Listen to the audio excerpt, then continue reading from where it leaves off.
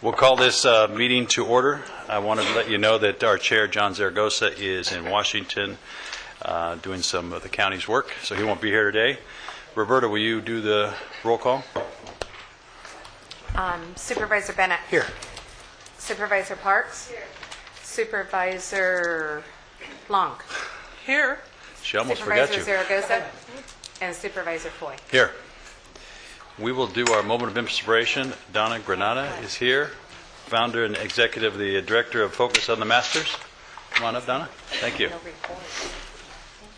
And somebody who does an incredible job in the city of Ventura with the arts. Thank you, Supervisor Bennett. Well, good morning, honorable members of the Board of Supervisors. I am so honored to be asked to share a moment of inspiration with you today.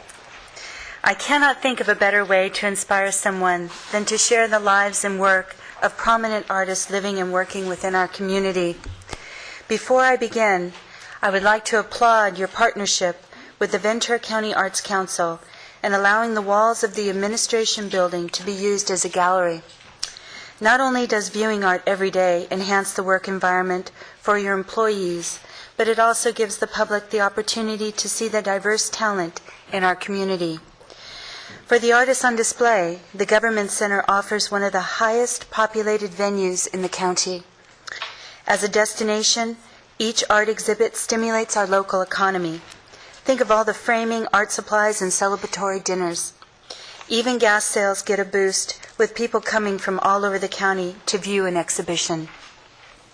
I'm very grateful to have had the opportunity to recently share 87 of my Focus on the Masters portraits in these corridors. Focus on the Masters is a nonprofit arts education organization whose mission is to bring highly accomplished artists to the forefront of the community. We unite art lovers, patrons, educators to provide the public with first-hand experience with accomplished artists while recording the artist's history. The photographs you see in this presentation are only one aspect of the artist's documentation. With the help of dedicated volunteers, each documented artist file includes videotaped interviews, oral histories, a digitized library of their work, historic photographs, and printed material of all types.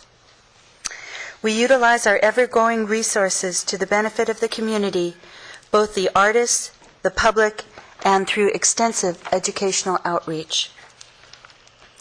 There is a tremendous healing and unity that takes place in the sharing of one's story. No two artists are the same. An artistic expression is as unique to an individual as their signature. There is such a beautiful lesson in that. As we evolve as a society in an effort to bring our community together, we must look at the uniqueness in all of us and celebrate our differences. Having an appreciation for art makes this important life lesson accessible. Being different from one another does not discount you or me in the least. This very simple message is particularly important to share with our youth. Intolerance is one of the biggest issues facing our world today, be it in politics, religion, race, or cultural heritage.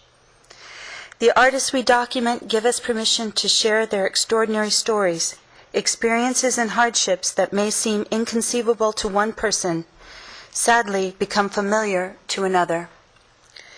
One artist, for example, spent his first 14 years bedridden due to illness. To pass the time, he drew comic books. Today, he's one of the greatest painters of our time and considered a 21st century old master. Another artist came from a physically abusive family. As a child, he sought the safety and comfort of his grandparents, who taught him about kindness. As an adult, he defied statistics and broke the cycle of violence. To a child or an adult, learning how one person overcame such obstacles can be life-changing.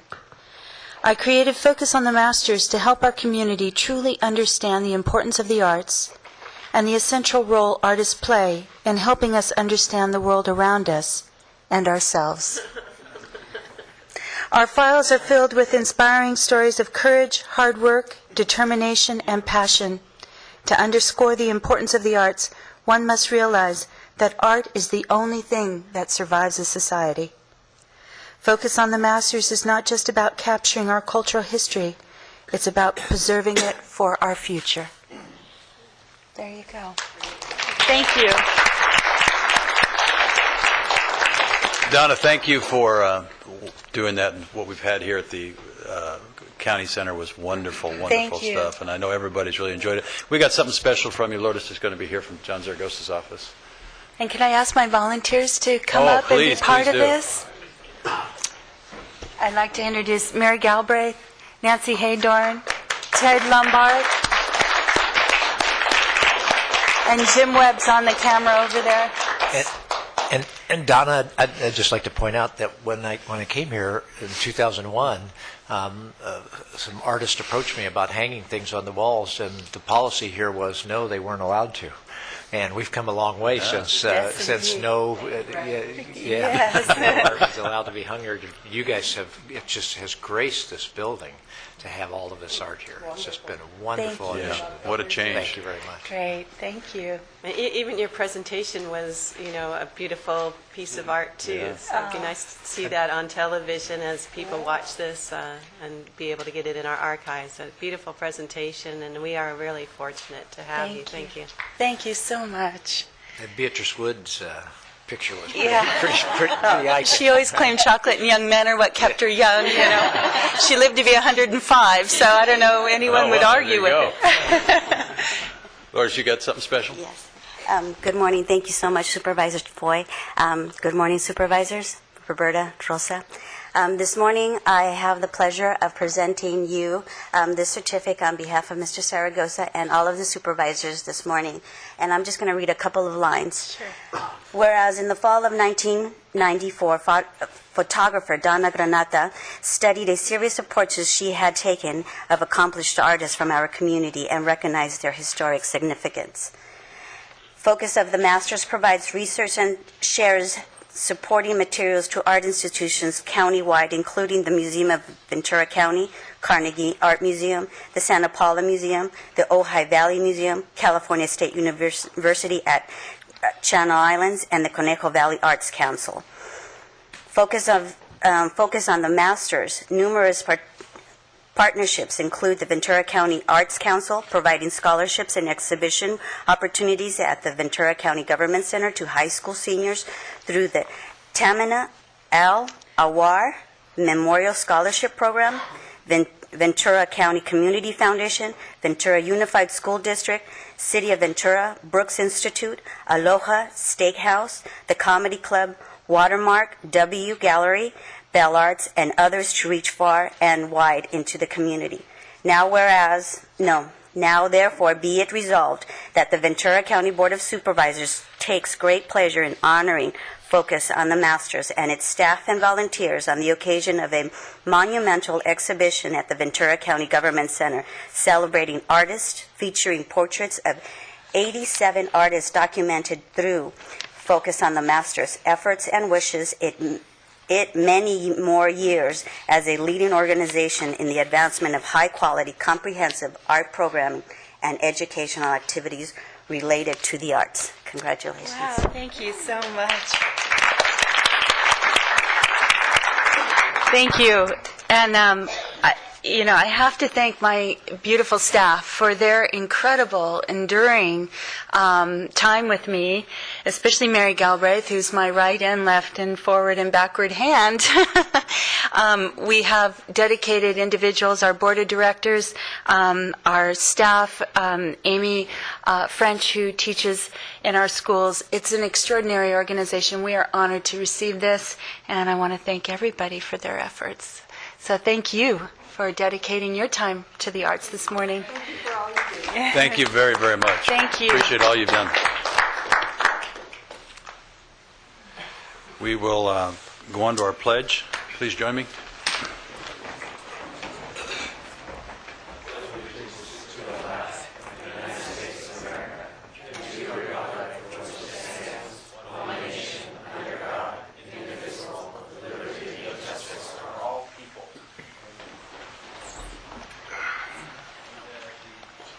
We have the minutes from February 28th.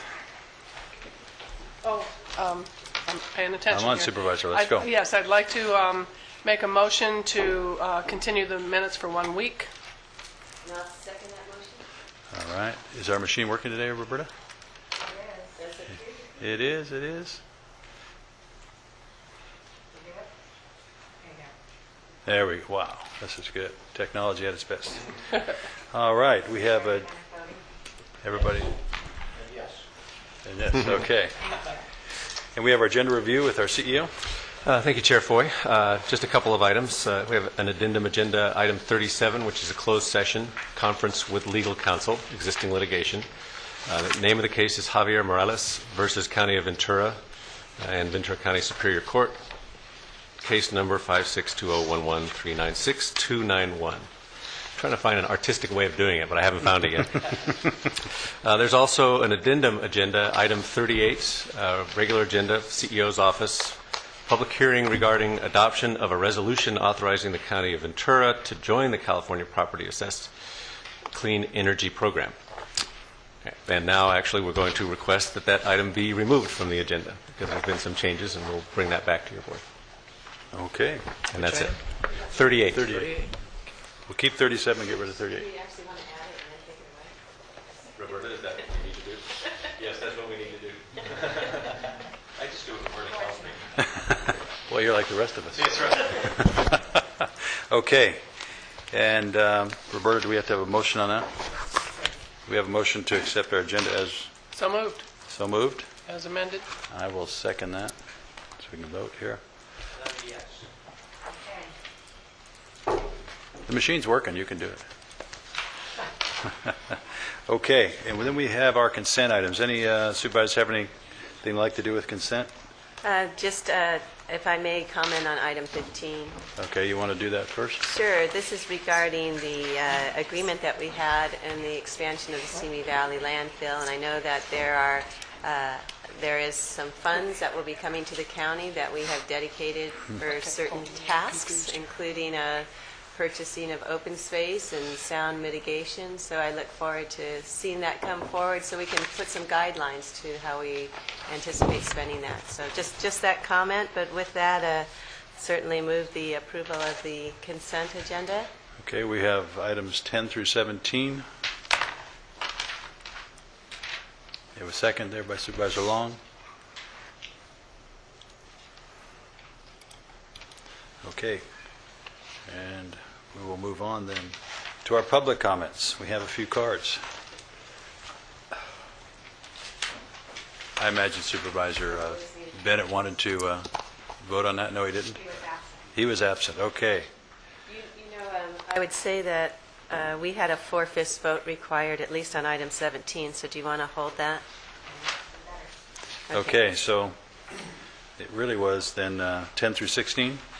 That was the motion then, items 10 through 16. Do we have to revote Is this? that okay with you? That's okay with me. You said it's a revote. You better put you want to put your second back in? Thanks for catching that, Supervisor.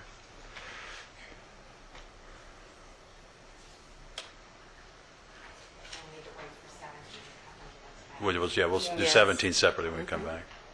So you want a second to come up to vote? Just a minute. Okay. Just say it verbally.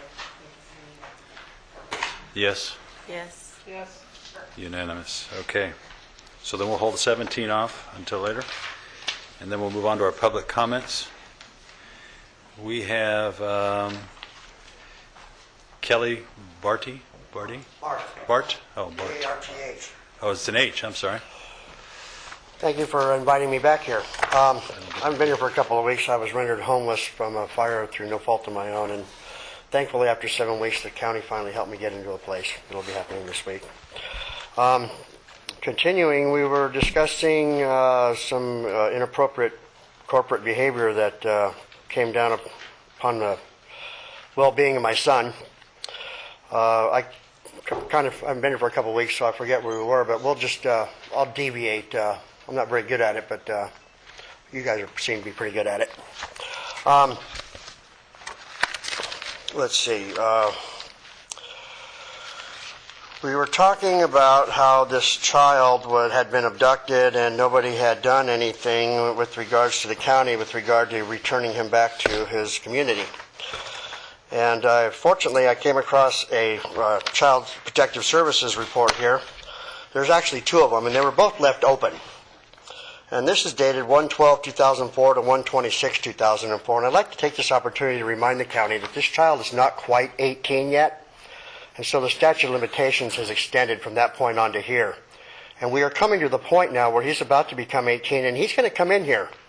And he's going to tell this county and this community and the world what it was like for him to be put on a plane, 8 years old, 4 o'clock in the morning, by himself to Colombia. This report was initiated by Wayne James. Let's see. The social worker called the attendance officer of the Caneo School District to find out what school Kelly Barth attends so the social worker can interview him. The social worker was advised that Kelly is not registered by that name in the Caneo School District. Social worker will call the reporting party to get further information. Social worker attempted to call the father, Kelly Barth Sr., to talk with him about the referral, but the phone was always busy, making no less than 1,000 phone calls trying to find this child. The social worker spoke with Kelly Barth Sr., the father of Kelly Jr. Kelly said he and Luce were married, broke up, and divorced. He said their relationship was difficult, and during the Christmas break, Luce had custody of their son. He said Kelly was supposed to be returned back to school after the break, but he was not in school. Kelly said he went over to the house to visit his son, but was arrested for violation of restraining order. That was granted in violation of due process. Kelly said his ex-wife was not allowed to see or speak with their son since the Christmas break. He said that he needs to know if Luce or his son were still home. Kelly said his wife is from Colombia and he is afraid that she has taken their son and went back to Colombia, even though the court orders prohibit her from taking her son out of the country. Based upon talking with the father, seeing the vacant home, and the failure of the child to be in school since the Christmas break, it appears that the mother has taken the child and left the area to an unknown location. The father was advised to contact the district attorney's child abduction unit to proceed with criminal prosecution against the mother for child stealing. Among those thousands of phone calls, many of them were made to the child abduction unit.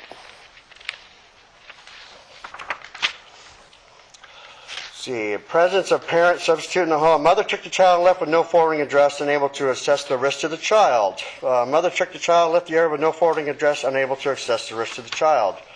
Family agency interaction. Caretaker's cooperation with agency staff and/or service plan. Mother took the child and left the area with no forwarding address. Mother took the child and left the area with no forwarding address, unable to assess the risk to the child. Now, at that particular juncture, I've been talking with absolutely everybody in the county and getting absolutely nowhere. Does anybody have any questions? Not a one, huh? Not a single autonomous soul among you all? Mr. Barth, I would just say that it is definitely something that we need to review when you put a child on a plane like that in the middle of the night. So it is definitely something to review. Thank you for bringing it forward. Specifically, if you request a child abduction unit grant and agree to abide by the terms of that grant, and then fail to abide by the terms of that grant. Now, next week, I'll be in here with some of his school records, which reflect that he ended up sitting in a school, English as a second language school in Florida, for 6 months, where his educational efforts were thwarted. Thank you, and I'll see you next week. Thank you, sir. Appreciate it. Margaret, I think it's Travers.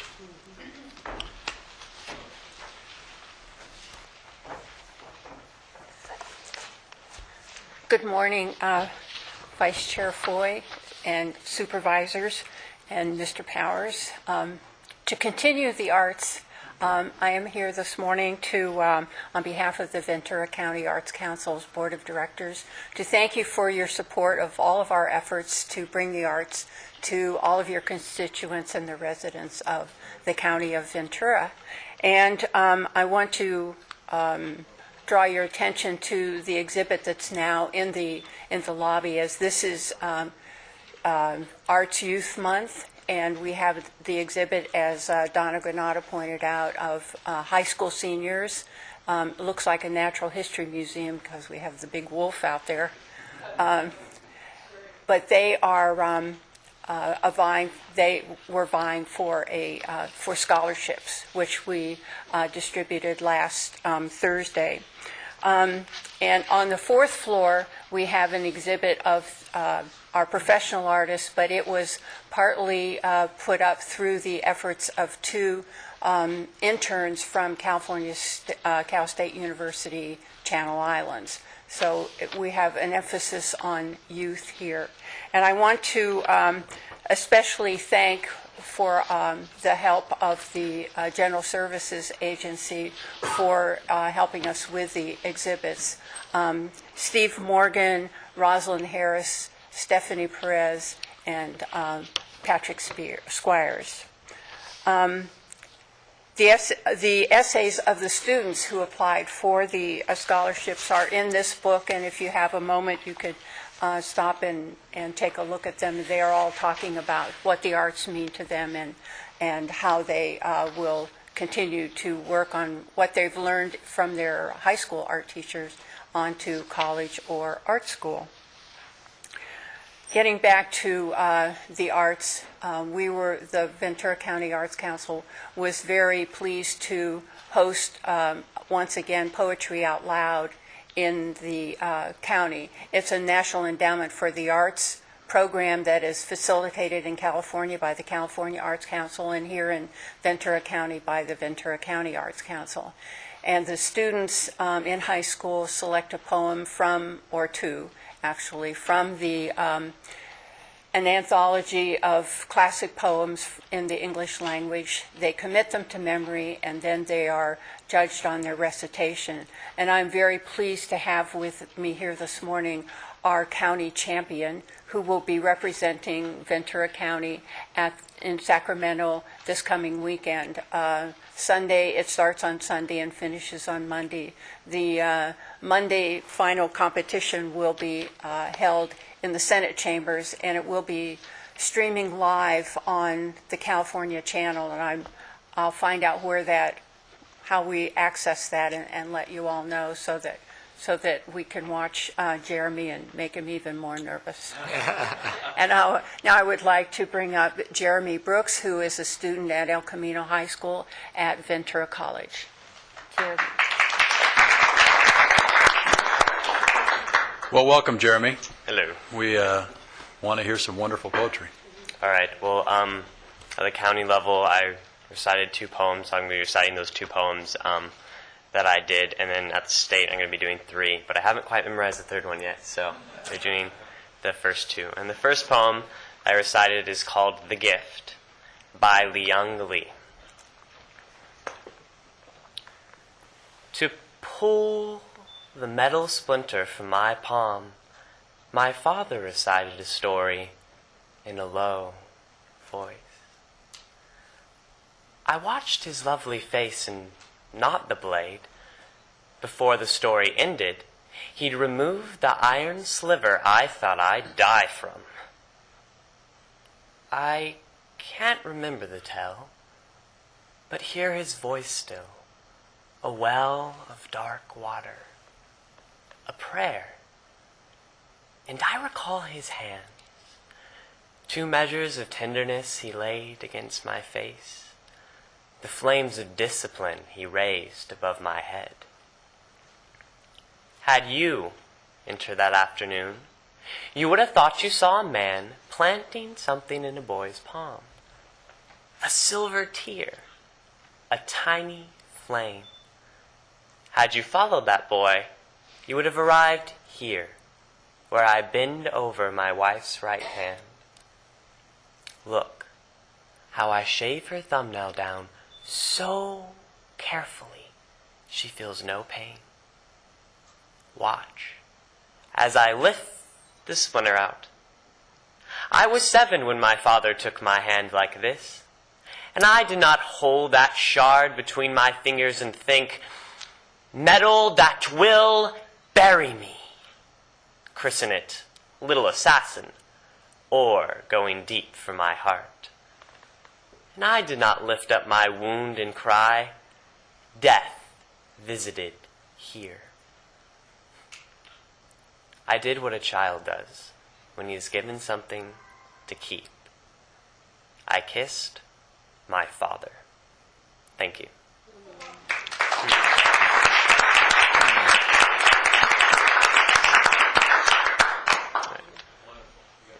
Yeah, and the second poem is titled The Gift by Denise Duhamel. I just didn't get it. Even with the teacher holding an orange, the earth, in one hand, and a lemon, the moon, in the other, her favorite student, the sun, standing behind her with the flashlight, I just couldn't grasp it.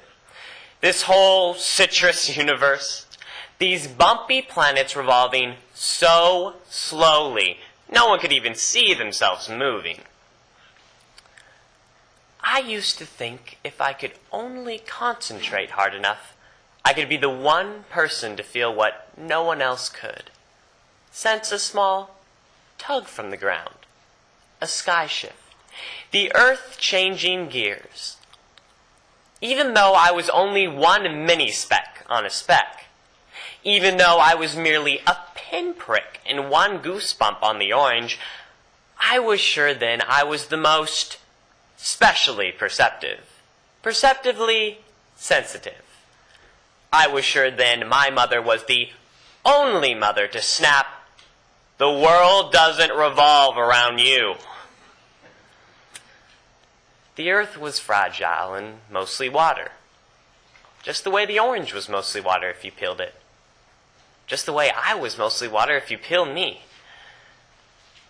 Looking back on that third grade science demonstration, I can understand why some people gave up on fame or religion or cures, especially people who have an understanding of the excruciating crawl of the world, who have a well-developed sense of spatial reasoning and the tininess that it is to be one of us. But not me. Even now I wouldn't mind being God, the force who spins the planets the way I spin a globe, a basketball, a yo-yo. I wouldn't mind being that teacher who chooses the fruit, or that favorite kid who gives the moon its glow. Thank you.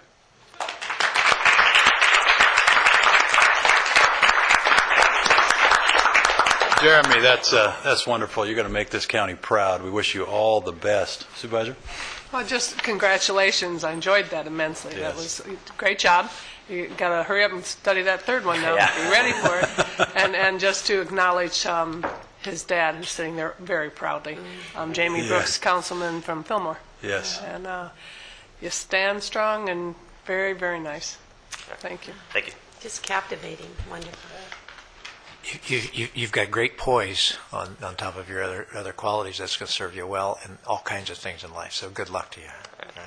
Thank you. Okay. Great. Thanks, Mark. Good job, Pop. Thanks, Margaret, for bringing it to us. Again. Okay. Douglas Johannes.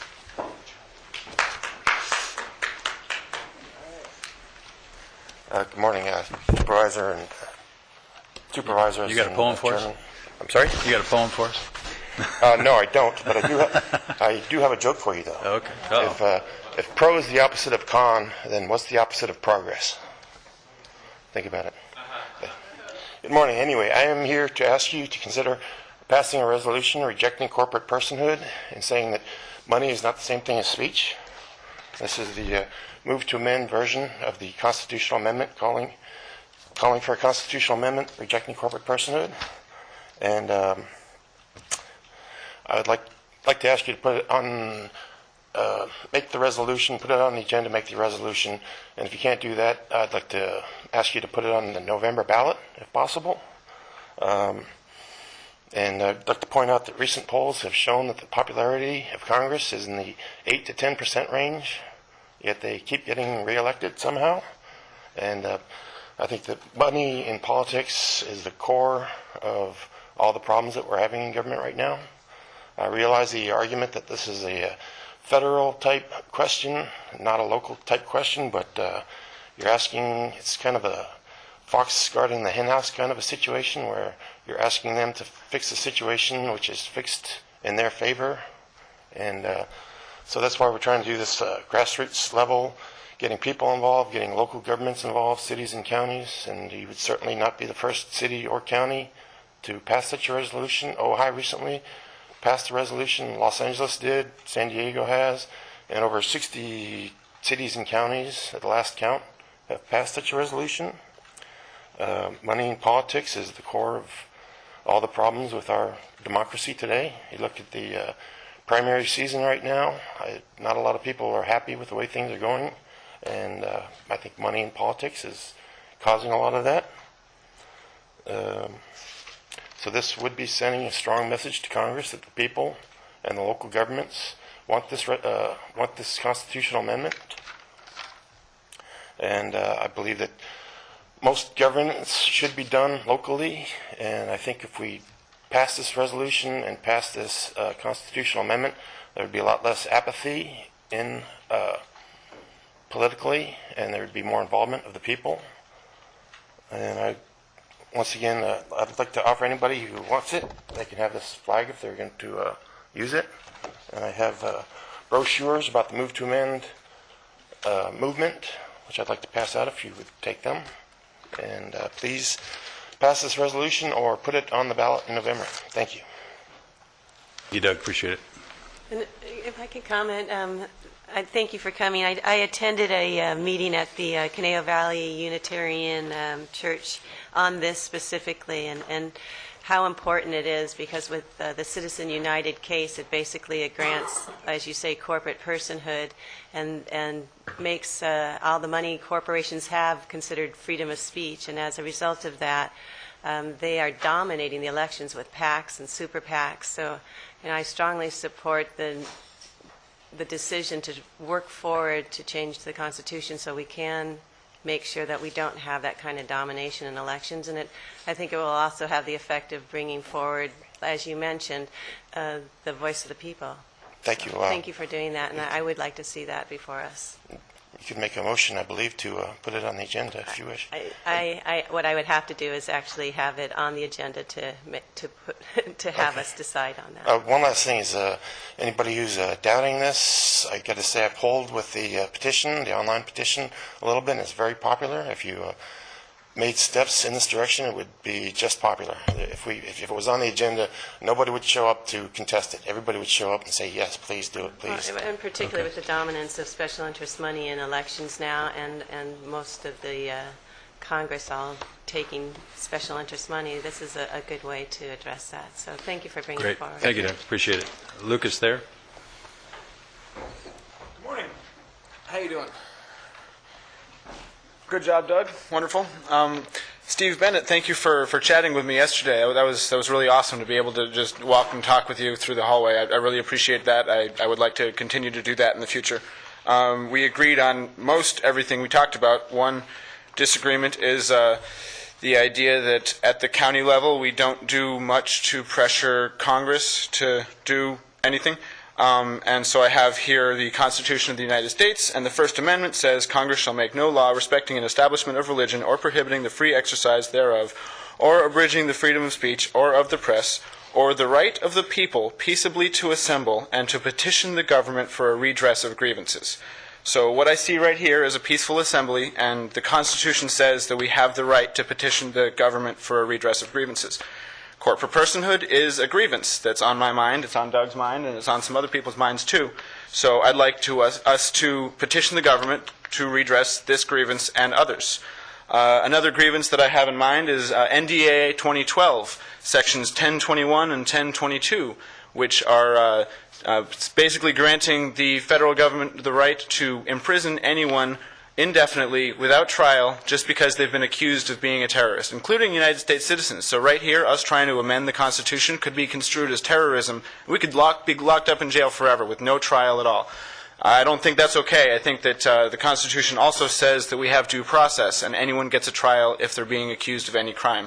So I'd like this county to pass a resolution rejecting corporate personhood, stating that money is not speech, rejecting NDAA 2012 sections 1021 and 1022, I realized that we needed an NDAA 2012. Most of it's just a military funding bill. I have disagreements with the numbers on the military funding bill, but that's not what I'm talking about right now. Sections 1021 and 1022 are bad news. So I want them gone. I want this county to do whatever it can to ask the Congress to change sections 1021 and 1022.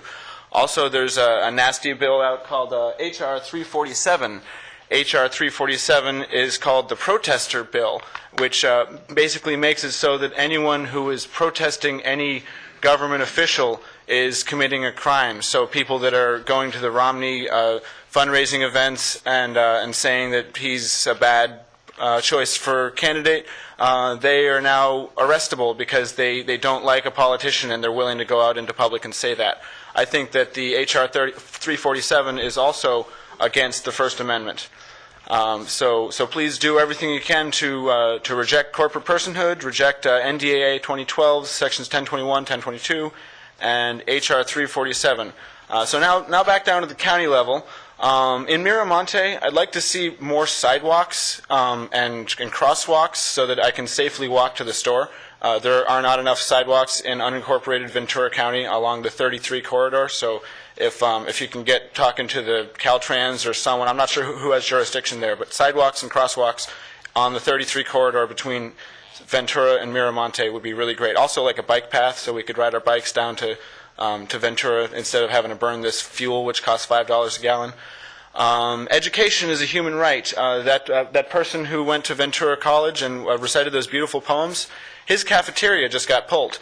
It was a choice between pulling more classes or pulling the cafeterias for all three of the county colleges here.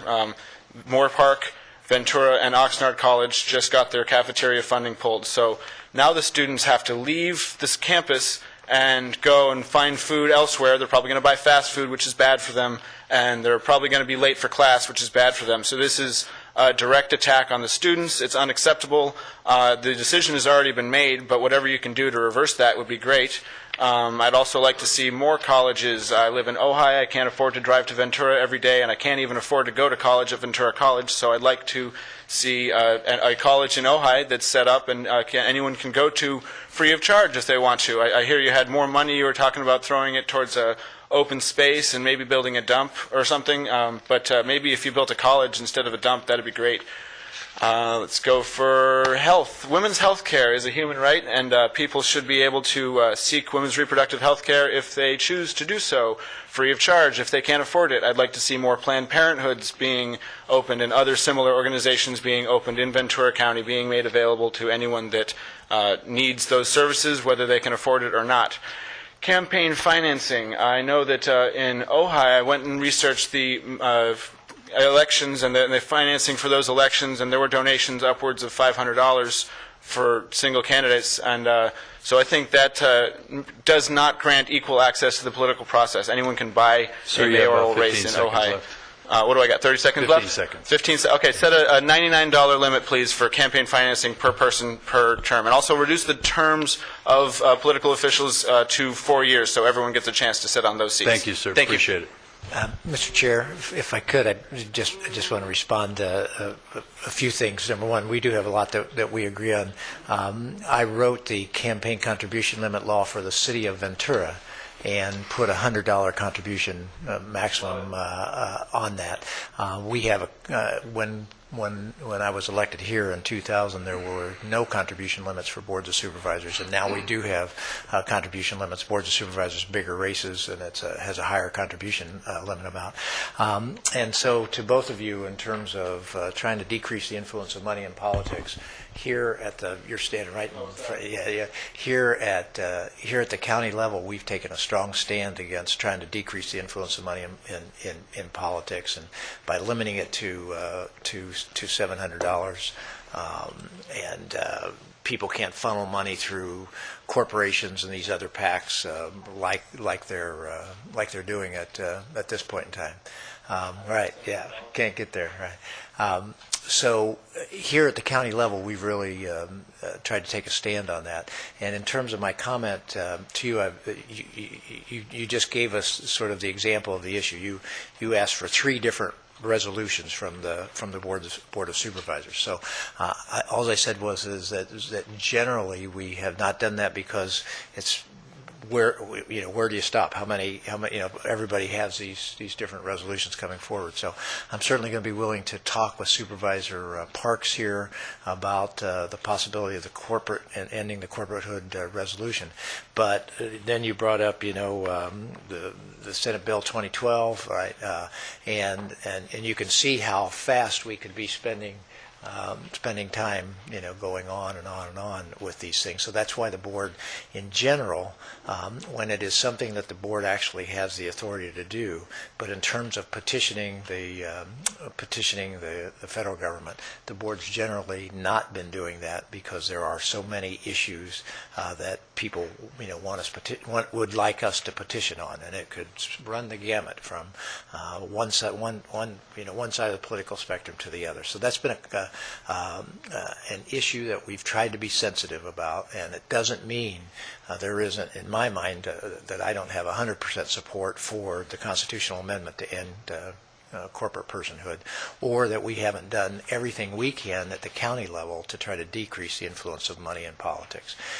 It's the federal government exemptions like the Citizens United ruling of the Supreme Court. They're making it difficult for us at the local level to even have the control over our elections that we want to have. So thank you both for what you're doing and working really hard.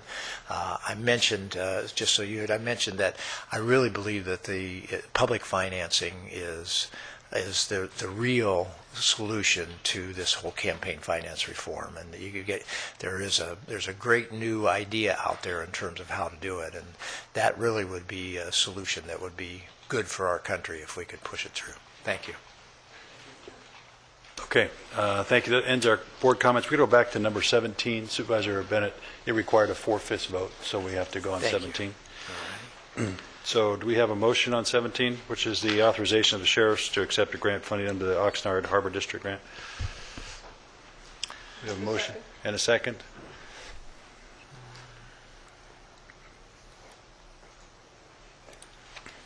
There we go. Okay. And I also, when we were on that consent agenda, item 13, I thought was really, the mentally ill in Ventura County are going to be certainly in better shape as a result of us moving forward with that program in terms of extra services and stuff. So, great. Okay. Thank you. We'll move on to board comments. Supervisor Long. Yes, thank you. It's going to be an interesting few next months, and I think that we have I appreciate, and they've left, but I appreciate that we're seeing more citizen-resident engagement in issues that are either going to be before us in June or certainly in November. And I think we have opportunity both for perhaps as a board, but certainly as individuals to exercise our political philosophies and beliefs and to take positions. And I would just say to the board that we've worked very well together in our nonpartisan hat, and to continue to do so and work as best we can through what's going to be challenges and opportunities for the next few months to continue to move the county, which is the first hat we wear, forward. So I'm just think that welcome always folks to come in and talk to us and raise these issues for us, as both, again, individually as board members and as we do our work in the community. And thank you, board members, for the meeting last Tuesday in Camarillo. I know we had a long day, a very long day, but I appreciate, and I've heard from many of the folks who were present, appreciation that the board allowed them the opportunity, and also folks who watched online and as we run that CD through in Camarillo, again, that they appreciate the board being there. So thank you. I was in the city council chambers the next night until 11 o'clock on another item, and I expressed appreciation to the council for hosting us, so thank you. As was identified last week, March is Red Cross Month, and just for anyone who might be interested in listening, and certainly any of the board members, this Thursday, the 29th, there will be a formal reception and presentation by Jim McGee, our CEO for Red Cross, and it's a reception Thursday from 5:30 to 7. If you're interested, I can provide you information on that. I have one adjourn in memory, and it's for a Camarillo resident, William Robert Denny. Mr. Denny was an Oxnard firefighter, and certainly will be missed by his family and community. And the last thing I'll present to the board, and I'll here, Roberta, I'll give you one too. Pass these down. I was asked by Assemblyman Das Williams to provide this information to the board and to the public. Here, Roberta, here. I've been working with the Assemblyman on issues related to foreclosures. I did not, he put this workshop together that will take place on Saturday, March 24th from 10 to 2 at Poinsettia Elementary School. And he's bringing in some banks who hold mortgages in this county for folks who may be on the edge of foreclosure. They're going to identify, the banks are, which residents may be at that edge, and the idea is to have a workshop, to have the banks come in, talk to the community about how they can assist them with foreclosures, have some folks from the state of California to come in and offer assistance where they can with folks, again, who are on the edge of foreclosure, and to hold this workshop. And it's one of those that, as you know, this Oxnard, Santa Paula, Fillmore are still experiencing hundreds, if not thousands, of foreclosures, and there's this whole shadow inventory that's going to roll through all communities, and so it's still a very important and critical issue to folks who, as we know, as we found through homeless prevention and rapid rehousing, if you can get to them early on that first notice of default, see what we can do to help them. There's programs through the state of California that can actually lend them dollars to help them to keep them in that first or second default notice from foreclosure. So DOS put this together. Both Supervisor Zaragoza and myself have been working with him on this and getting this, trying to get the information out to the community. So we'll hold this workshop, and hopefully we have some make some progress with it, both in the outreach and the information, and see it as a first step, not the only step. So wanted to let you know of the workshop. And that is it. Thank you, Supervisor. Supervisor Parks. Thank you. Just a busy week out in the Conejo Valley. Of course, there's St. Patrick's Day. We had to wear our green, and I was able to go to the Kiwanis and hear one of the best soliloquies I've heard in a long time by Irish John Gore. And it was a pleasure to be there, as well as attending the CLU Corporate Leadership Breakfast, where our CEO provided a really good report on the county, very positive, very upbeat, and very impressive. And I know that a lot of people don't know what the county does, but not only does he give us a good idea about what we do, but a lot of the good things we're doing right, but still with the overall umbrella is we're there to do better. And I really appreciated that approach. I also attended the House of Hope ribbon cutting. This is a hospice in the Conejo Valley, and it's for people who are desolate and alone, because their mission is that no one should die alone. And so it was wonderful to see that open, and how few there are in the nation. They only had 2 models that they know of. So unfortunately, this is something that is needed, and hopefully they will be able to expand into other areas. But a very comfortable, home-like setting in a neighborhood. And it was delightful to see the City of Thousand Oaks have been strong supporters of it also. So nice to see that come to being. And also able to attend the with other supervisors, the Fire Academy graduation. Supervisor Long was there, and I think Zaragoza too. And it was great to see a new class of young men all joining our fire department as we see another great class of older men starting to retire. So it's nice to be able to replenish it. It wasn't a deliberate pointing to people. Okay. And not have gone right. yes. And then just finally closing with hooray for Westlake High School and the Westlake Warriors. They came in second in the state in the academic decathlon after winning the county, and with a special pat on the back for the well done efforts of Daria Abrahamier, Lily Chen, Elliot Friedman, Wyatt Green, Andrew Hill, Brian Ho, Connor Richards, and Cyan Stella Wang. So they did us good, our team for the state of California, and what an incredible effort that is. They have to have such a broad range of information and knowledge that they gain, and something that they will take with them for the rest of their life. So it was they did good for us, and really delighted to see this great high school get recognized too. So with that ends my comments. Supervisor? Thank you very much. First of all, I'd like to address, I know we got an email from Dr. Gonzalez, but about the article we saw in the paper about the care for the changes in how services are being provided. And I just want to make sure the CEO knows I'd like to make sure I get fully updated in terms of sort of the resolution, because I know there's adjustments that are involved there. It's a sad human story, and I know that Dr. Gonzalez certainly tried to indicate that there would be some other ways that those services will be, that they're going to try to provide those services to those people. On Thursday, the Senior Ombudsman Program had their training program, and I was able to attend the Ombudsman training program. Just what a great bunch of volunteers to see them in terms of their training.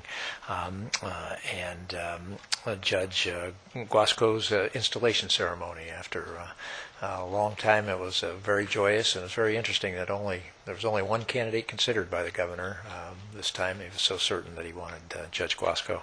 And the St. Patrick's Day parade in Ventura was rained out like crazy on that day, so it created an interesting day.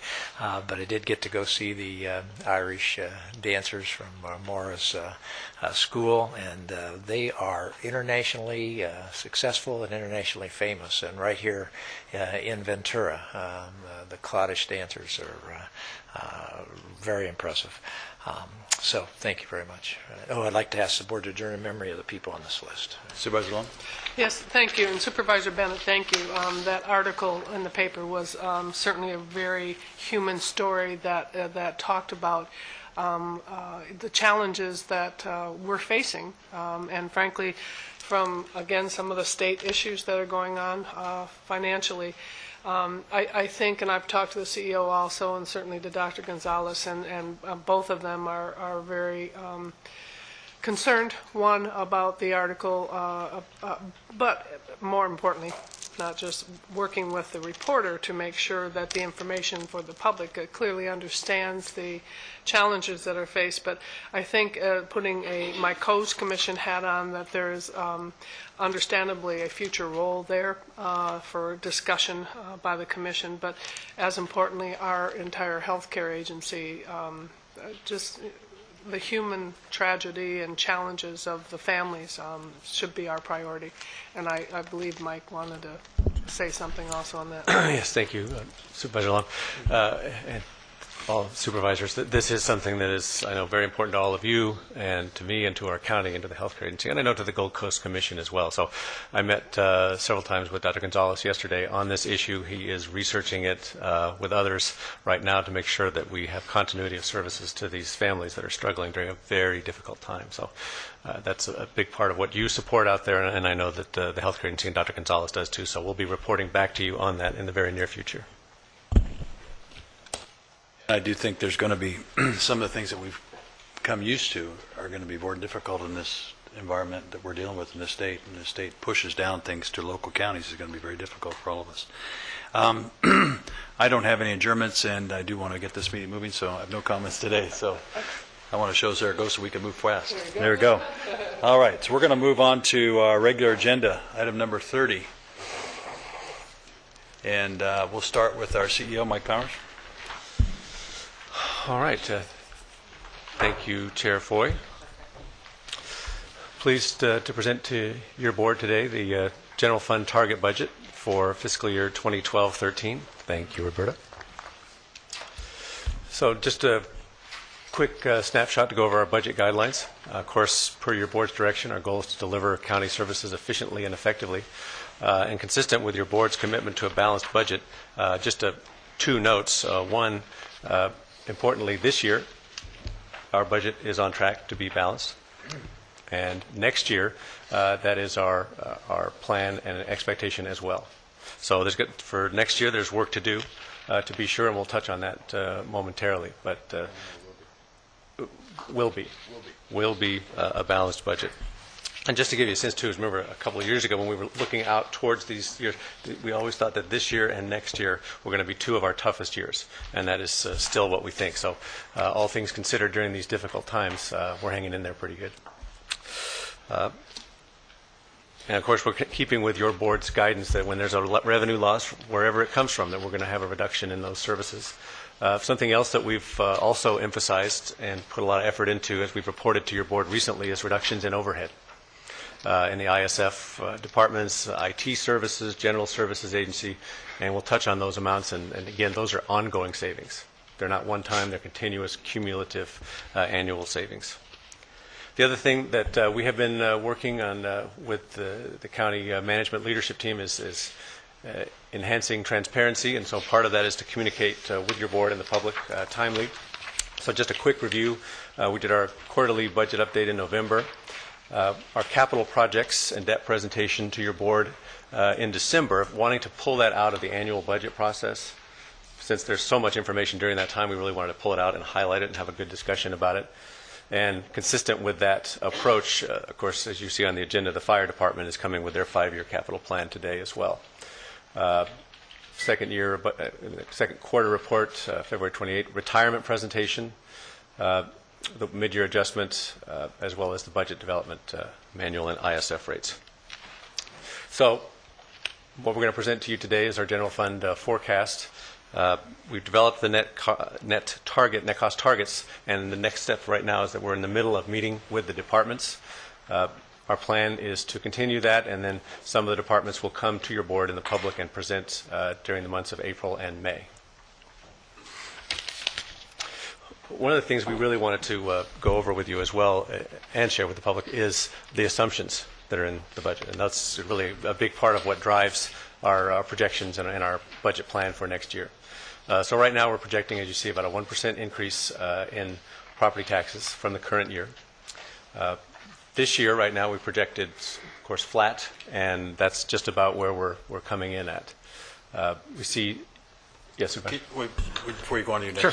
Can you define where you're coming from with the 1%? Why you would see a 1%? Yeah, two main reasons. One, because in Prop 13, there's the ability to increase 2% for the CPI on properties. Number one, and also because our assessor has been, I think, very aggressive and effective at capturing those losses out there, getting a sense of the true value that there are in properties. And also sometimes when those Prop 13 properties are sold, there's a jump up in value as well. So there's multiple factors. I know Mr. Dursey and his fiscal team also work very diligently to arrive at that number. And we think it's a reasonable, conservative but reasonable number. Our general purpose revenues are up a bit, not much. Bless you. Bless you. Yeah, that's right. Quick stat. Right. I forgot what I was saying. We just wanted an explanation. You didn't have to be so dramatic about it. Yeah, that's right. She wanted more property tax revenue. All right. So as you see, a fairly modest increase in general purpose revenue, and part of that's because while there's some increases, there's also a decrease in our interest earnings. Increase in property tax, in sales tax, which is primarily for our 172 funds, about 4.3%. Again, we're trying to be fairly conservative in that. The LAO's office is predicting closer to 7, but we think that's a little on the high side. And then you see the health and welfare realignment increase by about 3% there as well. Could I ask what you account the increase in the general fund purpose revenues? Sure. That's largely the increase in the property taxes. Right. Okay. Right. That's the main. And your sales tax numbers are reflective where they're at as of, say, February or January? Is that where you're coming with? Right. Well, it's partly this year and projecting into next year, and Right. also the state's forecast as well. And maybe Mr. Dursey And will expand on that. A lot of that was, I'm reading that basically gasoline gasoline sales taxes increased and auto increased. Is that where most of this came from? Yeah, some of it is in those regard, right. And that's part of their projection is going forward from that point in time. I think year to date, the state was seeing like in 13-14% range increase, and they're not projecting year to year increase that much. I think when you're looking at this particular, our fiscal year now, when we're projecting sales tax increase, we're projecting it based on what we think where we're going to end the year. So we starting point, we're projecting this year to be 54 million on our Prop 172, for example, and then increase from there. The current projection when we first started the fiscal year, the 54 million, we were comfortable with it, but we thought it was a little aggressive. But as the year went through and the economy started to recover a little bit, we see that 54, we're pretty comfortable with that $54 million number. So projecting a 4.3% increase over those numbers, we're pretty confident in that. And then conversely, the state is projecting even higher rate. But some of our increase some of our capping on the Prop 172 revenues at least is due to the fact that our proportional share from the state as a whole actually went down this year. So even though we're projecting $54 million, we had about a $500,000 cut or hit, let's say, because our proportional share, let's just say, went from 2.2% to 2.18% or something. It went down a little bit. And that impacted our general purpose revenues and, our Prop 172 revenues coming down. Okay. All right. To go back, Supervisor Parks, to your question in terms of the general purpose revenue. So a major part of that is the property tax increase, but there's also reflected in there an increase in RDA revenues of about $1 million, as well as increase in revenue from the waste management fees at the Simi landfill, which is reflective of partly some of the sustainability fee, but primarily some projected increases in volume and some increases in the actual charge, the non-sustainability fee charge at the landfill. And you talk about volume. We haven't seen a volume increase. We're expecting as the economy picks up, because I was talking to them because I was asking CME, have you seen something? And then they went back and said the volume has gone down a little bit. And so I was just curious if we're expecting something from some reason or? Yeah, we're expecting, sort of based on the trends that we've seen, and Mr. Bacall is projecting a modest increase. No, it's not based on a significant increase next year. Definitely not. Oh, okay. And we'll have a little bit. Sorry, go ahead, Paul. I was going to say we'll have a little bit better indication. They report to us on a quarterly basis. The first quarter will end at this month, at the end of this month. So we'll have some sort of a little bit better indication because it started on January 1, and we'll see whether or not there's any impact relative to their volume. Right. And again, so there's sort of three components to that. It's the volume, but also the regular charge separate from the sustainability fee is going up as well as part of our regular contract. So that is going to reflect some of the increase as well as the sustainability fee.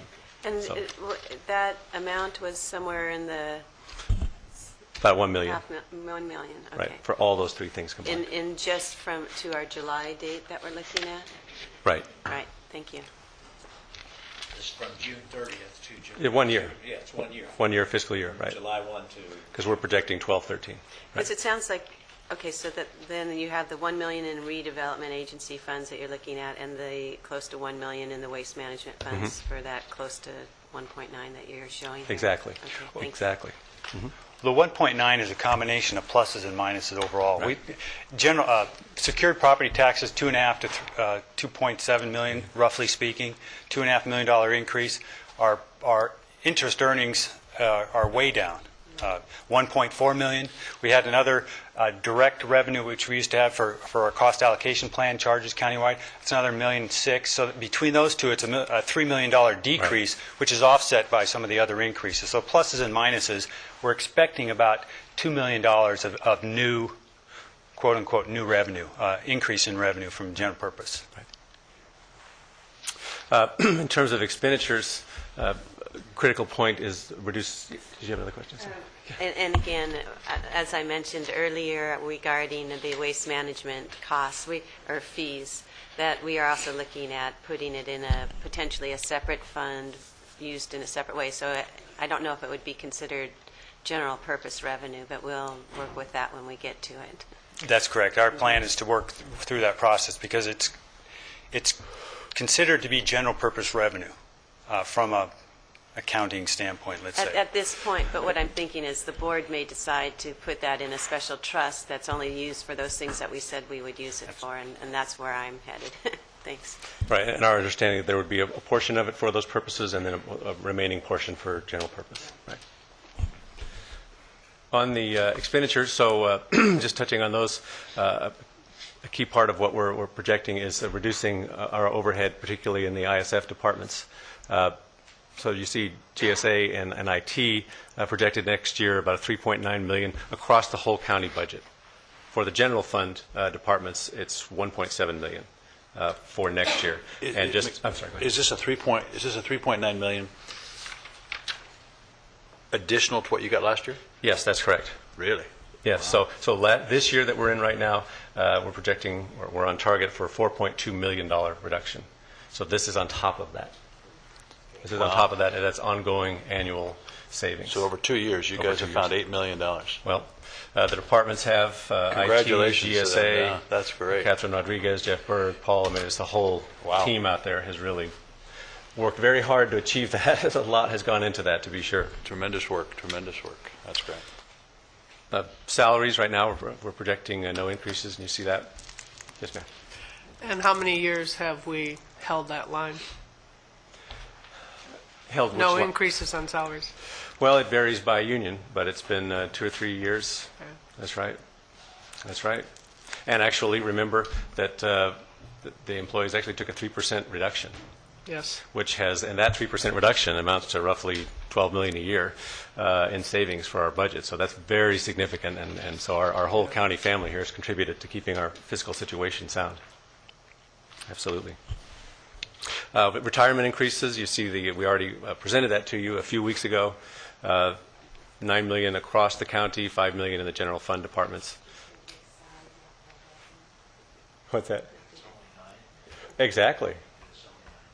Yeah, because as you recall, at the start of the year, it was projected to be $18 million. You want to explain again why? Right, and I'll start, and then Paul can finish up. And the main reason is the compensation. The actuaries had been predicting higher compensation, about 6% increase. It was down closer to around 2 or 3%. So that reflects that 3% reduction, holding steady on the salaries, and the managers managing their workforce. That's the other thing that you don't see as much, but a lot of times they're leaving vacancies out there too to control their costs. More work for everybody else, but it definitely saves in both the cost of the department and in retirement costs. I want to make sure we say this and that this is important in the language. We the bullet there that says salaries, no increases, and it has been for some of our employees 3 years of no increases. At the same time, we have to recognize that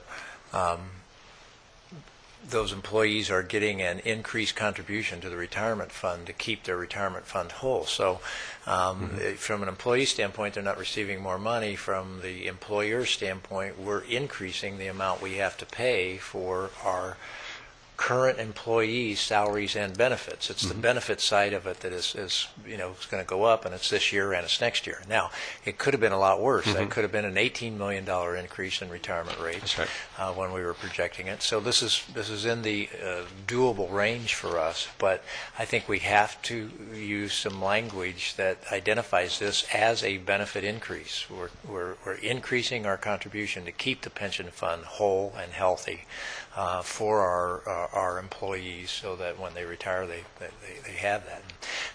That's an increase. it's an increased Very good cost. point. And it's, Yeah. so it's sort of like we're absorbing a CPI increase or something, on That's their right. behalf. Right. I think that was that's important to say, because people say, I can't spend that. But at the same time, it's part of our whole package, so that when you do retire, you will have this benefit.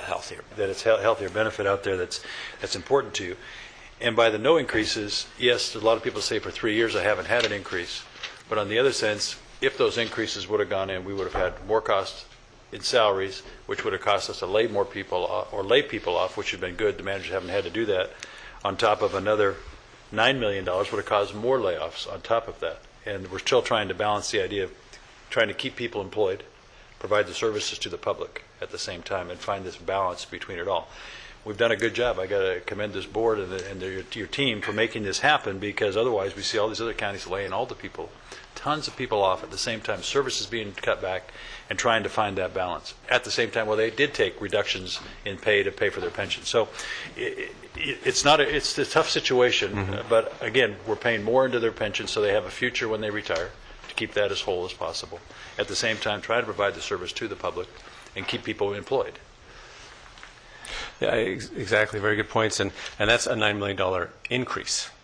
That's on top of the other increases we've had in previous years. So, we're looking at 140, 150 million a year in terms of total contribution to do that. So very, very good points. And going back to with the ISFs, all the hard work that's been done there, if we wouldn't have found that $8 million, what would we be doing now to people's asking more reductions, laying off more people?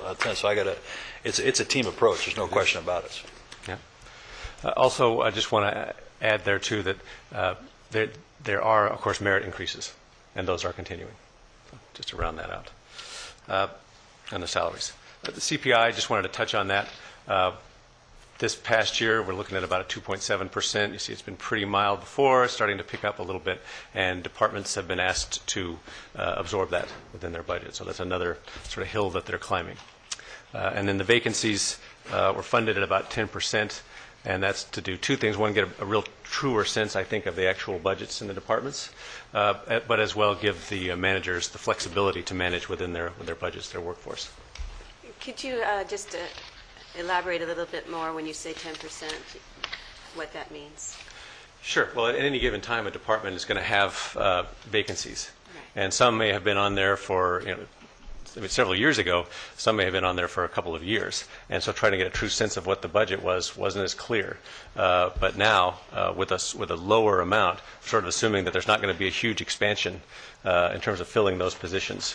And that enables our office and those departments to give a truer picture of their salary costs.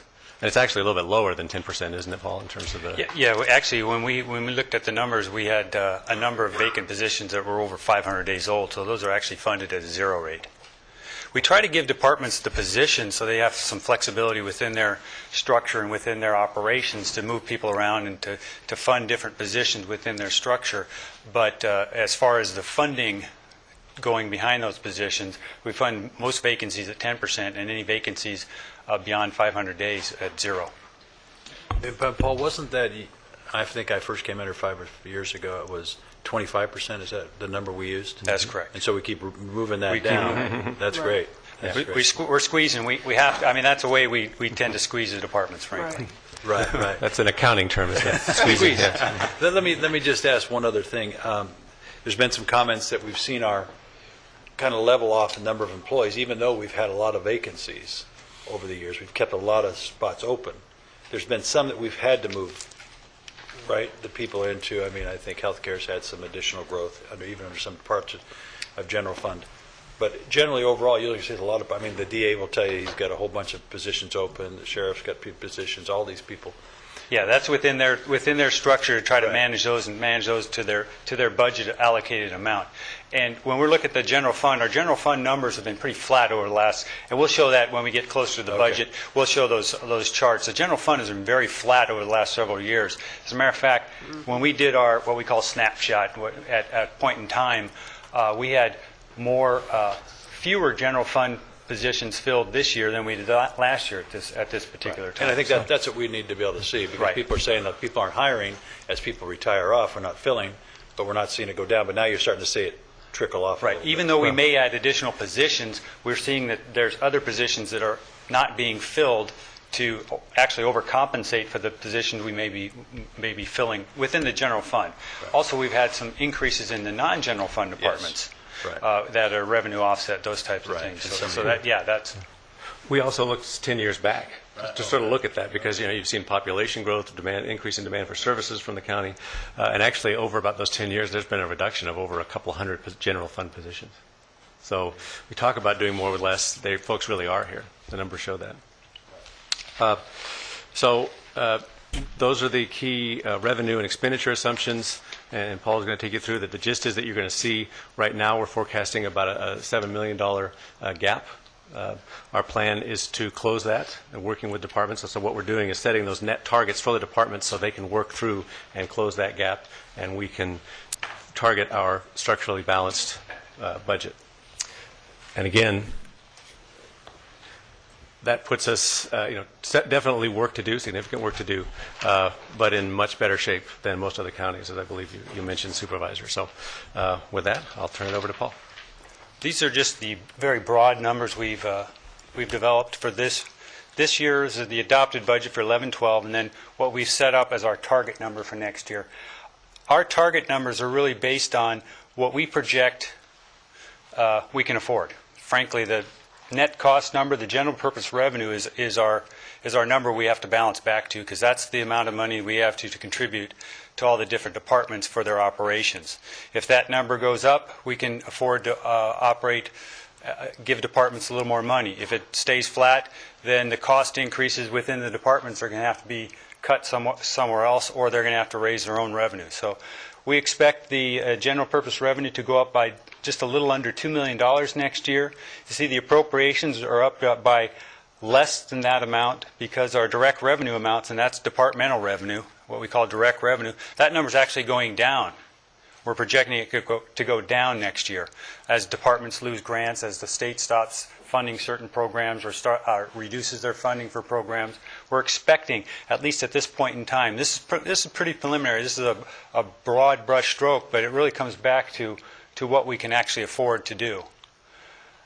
This is our current year adopted numbers. This is broken out by net cost by program area. You see general government, and just go right down the line, with the general purpose revenue of $314 million, 314.8, and our total general fund cost of $200,000, and that was for the designation for the homeless, the social medical substance abuse treatment for mental health.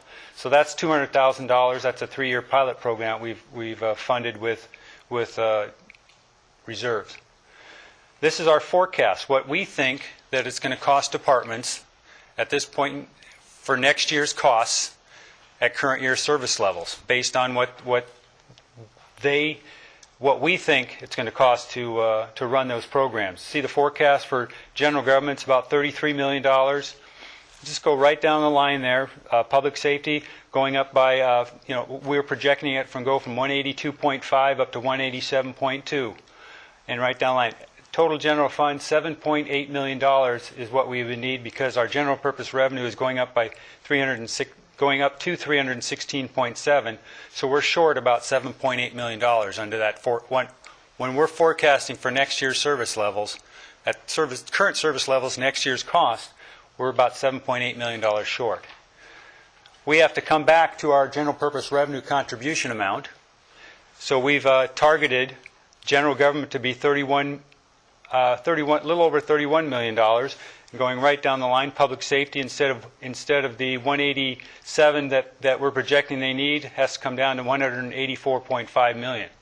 And again, we're targeting to fund the social detox pilot program with $200,000 of fund balance again for next fiscal year. So the $7.8 million is actually a $7.6 million issue, but regardless, it's still a significant issue.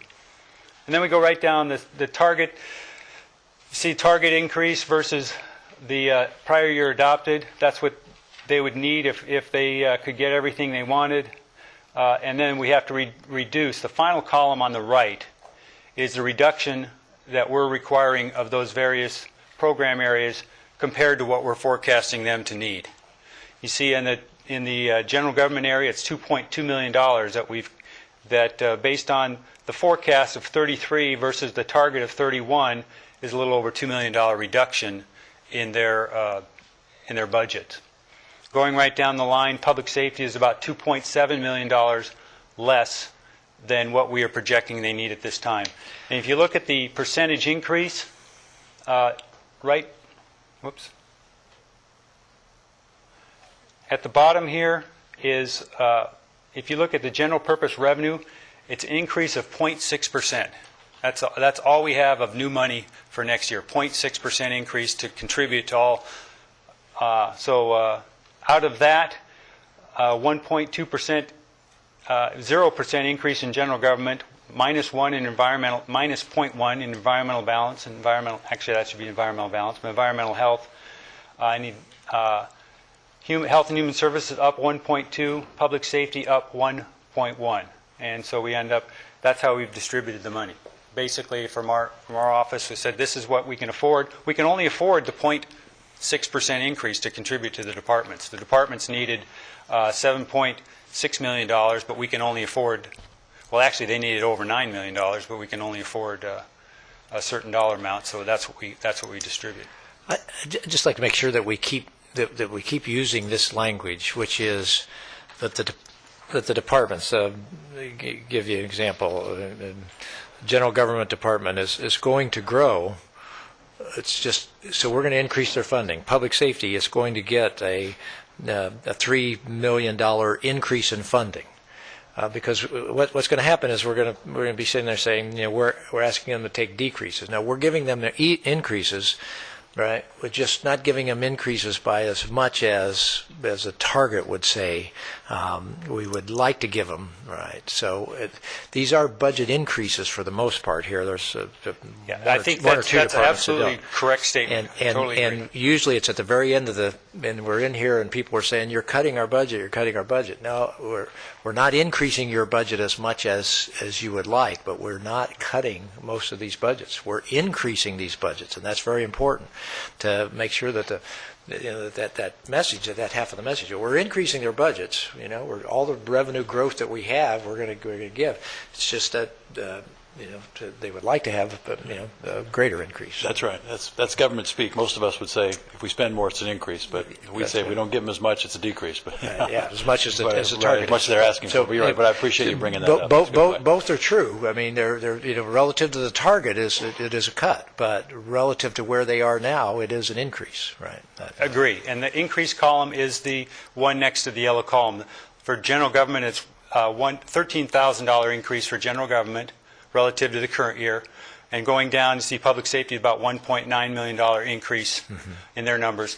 The far right column is what they have to reduce off of what we project they need. That's the reduction of their growth. And I realize you're right. You have them both here. It's just that I just want to make sure that we should try to talk about both of those every time that we talk about this. It is a cut. You have to do. But we are definitely cutting the growth. From a target. It's a cut. It's a cut in the growth. Exactly right. For all that work that's been done by these ISF to help pay for some of that, it's been great. So thank you.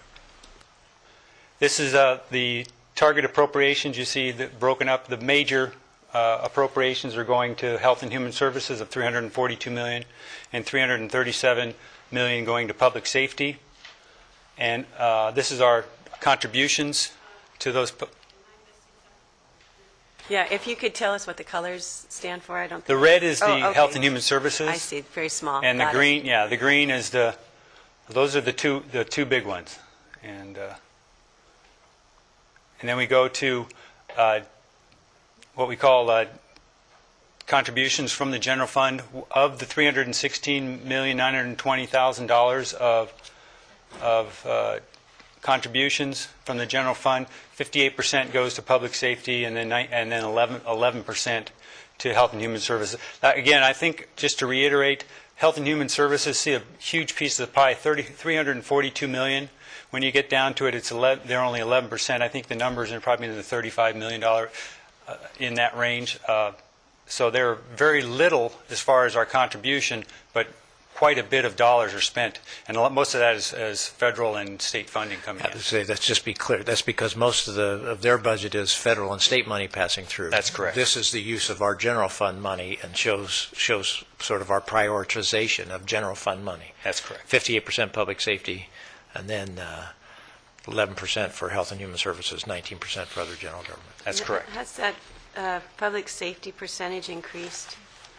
That It seems public, like from in the it last has- few years, we're putting more of our general fund towards public safety. that is correct. I believe several years ago it was in the 55% Yeah, range. that's what I recall. Thank you. Just for information, the public safety, this target was about 184 million of the 316 is going to public safety, and health and human services about 34 million. So you see, if you go back to this one, 342, and about 10% is county contribution toward that. And if the budget that was rolled out this morning by some members of the House and Congress go through, that help, that revenue from the federal government is going to drop significantly if that goes through, which would be have a real impact on us here in county government and those most defenseless that are dependent on those services.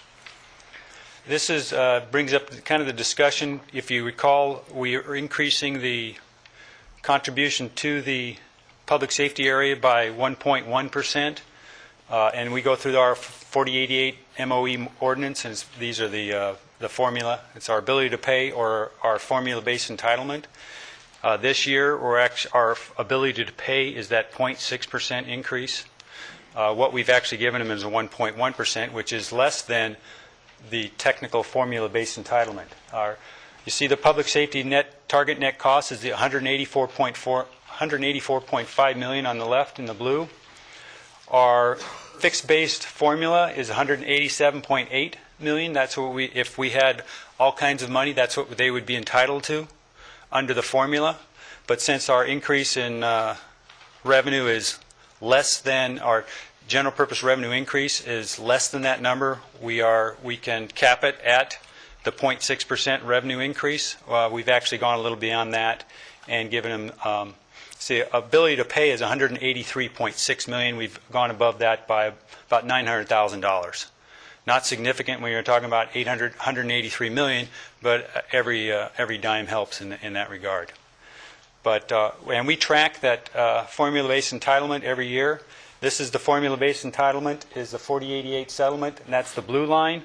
And our budget is the red line. This is the 4088. This is the amount that we're contributing to the public safety areas since the implementation of the ordinance. You see, every year we've been above the 4088 settlement fixed base formula. This is the first year we're about $3.3 million under what we required under the formula-based entitlement. Over the years, where the red line was above the blue line, about little over $62 million was contributed in excess of the formula, and now we're about right now for this next year, about $3 million under the formula. So eventually, the idea is to work back to that formula. So if for example, let's look at a great scenario. We got a 10% increase in general purpose revenues next year. We would have to make up that difference in the subsequent year. We say the formula, but that formula has in it, part of the formula is if our ability to pay does not grow by that much, then we're not supposed to be at this. That is correct, and that's why we. So this is consistent with our agreement. Absolutely. Right. Okay. Absolutely. So it's sort of. I think it's we have to track this, so eventually we have to try to get back to that number, correct? Right. But for the current fiscal year. So I think I'm just trying to find a way to say this. I mean, to the public, the formula calls for bigger increases to public safety when our revenue grows more, and if our revenue doesn't grow, then they get smaller increases. That's correct. So it means that, like you just said, but I mean, at other times, if our revenue goes up by more, then public safety will get a larger than the normal percentage increase to make up for this. Right. Okay.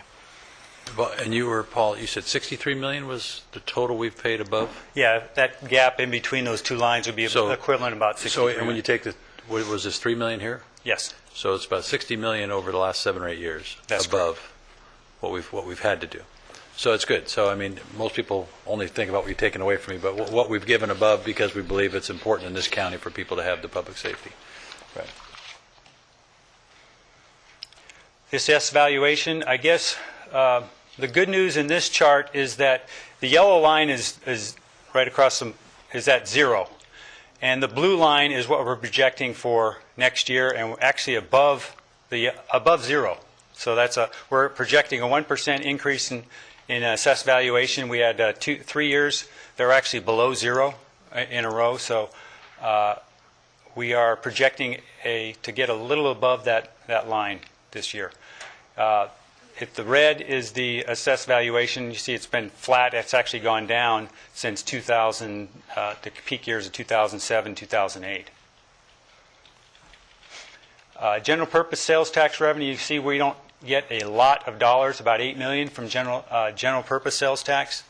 Not significant, but at least it's going up. It's going in the right direction. Same with Prop 172. We do get quite a bit more money in Prop 172. And we're like Mike had mentioned, we're projecting to go from about 54 to a little bit over 56 million for next fiscal year.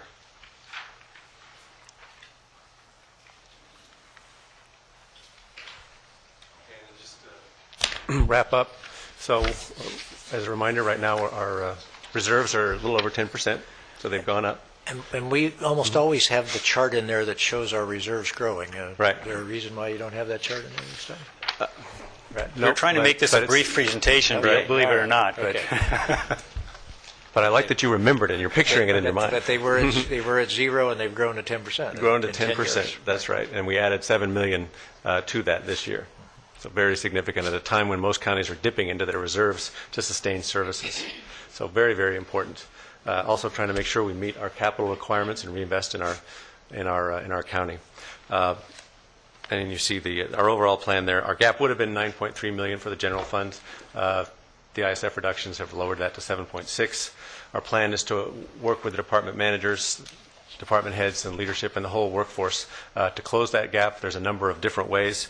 Managing the workforce, looking at revenue opportunities, constantly looking for revenue opportunities, putting contracts out to bid. It's a great time to rebid contracts. So those kind of things are going on really countywide. And then the Lean Six projects, the performance improvement projects. Every department is looking at ways of improving efficiency and generating revenue. And then back to your point again, Supervisor Bennett, I think that is a very important point that in several of the areas, particularly public safety and some in health and social services, we are growing and we are sustaining. We're reducing that growth, but we're doing that so that we sustain services. And that has been your direction to the county, and that's what we're trying to do. And I think this plan that you see here will get us there with a lot of hard work from the managers, because you have to realize, they've been, as you heard us report, reducing over the years. So the low-hanging fruit are pretty much gone. So they're continuing to find savings and efficiencies, which is getting harder and harder. So lastly, just a couple of things that we're going to keep an eye on and report to you in our final budget report is the state efforts, all the restructuring programs and the realignments, because there's public safety realignment. We talk a lot about that. But there's also health realignment, social service realignment. So that's something, there's some changes there as well. So we're going to watch that closely. And then, of course, our IHSS program, which we're seeing an increased demand for, and there's in this budget includes some increase in that program there. So with that, I would just like to thank Paul Dursey and the fiscal team for getting us to this point, and the department heads and the managers for helping us get there, and look forward to coming back to you in a few weeks. I would just say it was a really good snapshot, and it really helps us as we start planning our budget and are looking at our priorities. And as was mentioned, if we start losing some of those federal funds for our health and social services, and you realize what an incredible amount of money is leveraged for just a few dollars that we match into it, that we'll never be able to gap that kind of thing. So that's going to be of concern. It's good that we have a reserve, but there may be some big cuts coming if things go the way that they're being proposed right now. I think we have to assume that from state and feds, there's we're going to have some of those. So managing this is going to be very, very important. So, no, I do appreciate it. It's great you guys are communicating more often, more. I think the public wants to know. They hear it every day on the radio, the television. What are we doing? What are we doing with the money that they give us? And I think people can understand that we're trying to be as careful with the precious dollars they do give us, and we appreciate all the hard work everybody's doing in this county to try to save every nickel and provide the services that the public expects. So that's great. Well, let's take a quick 5-minute break, and then we'll move on to our next one. Thanks.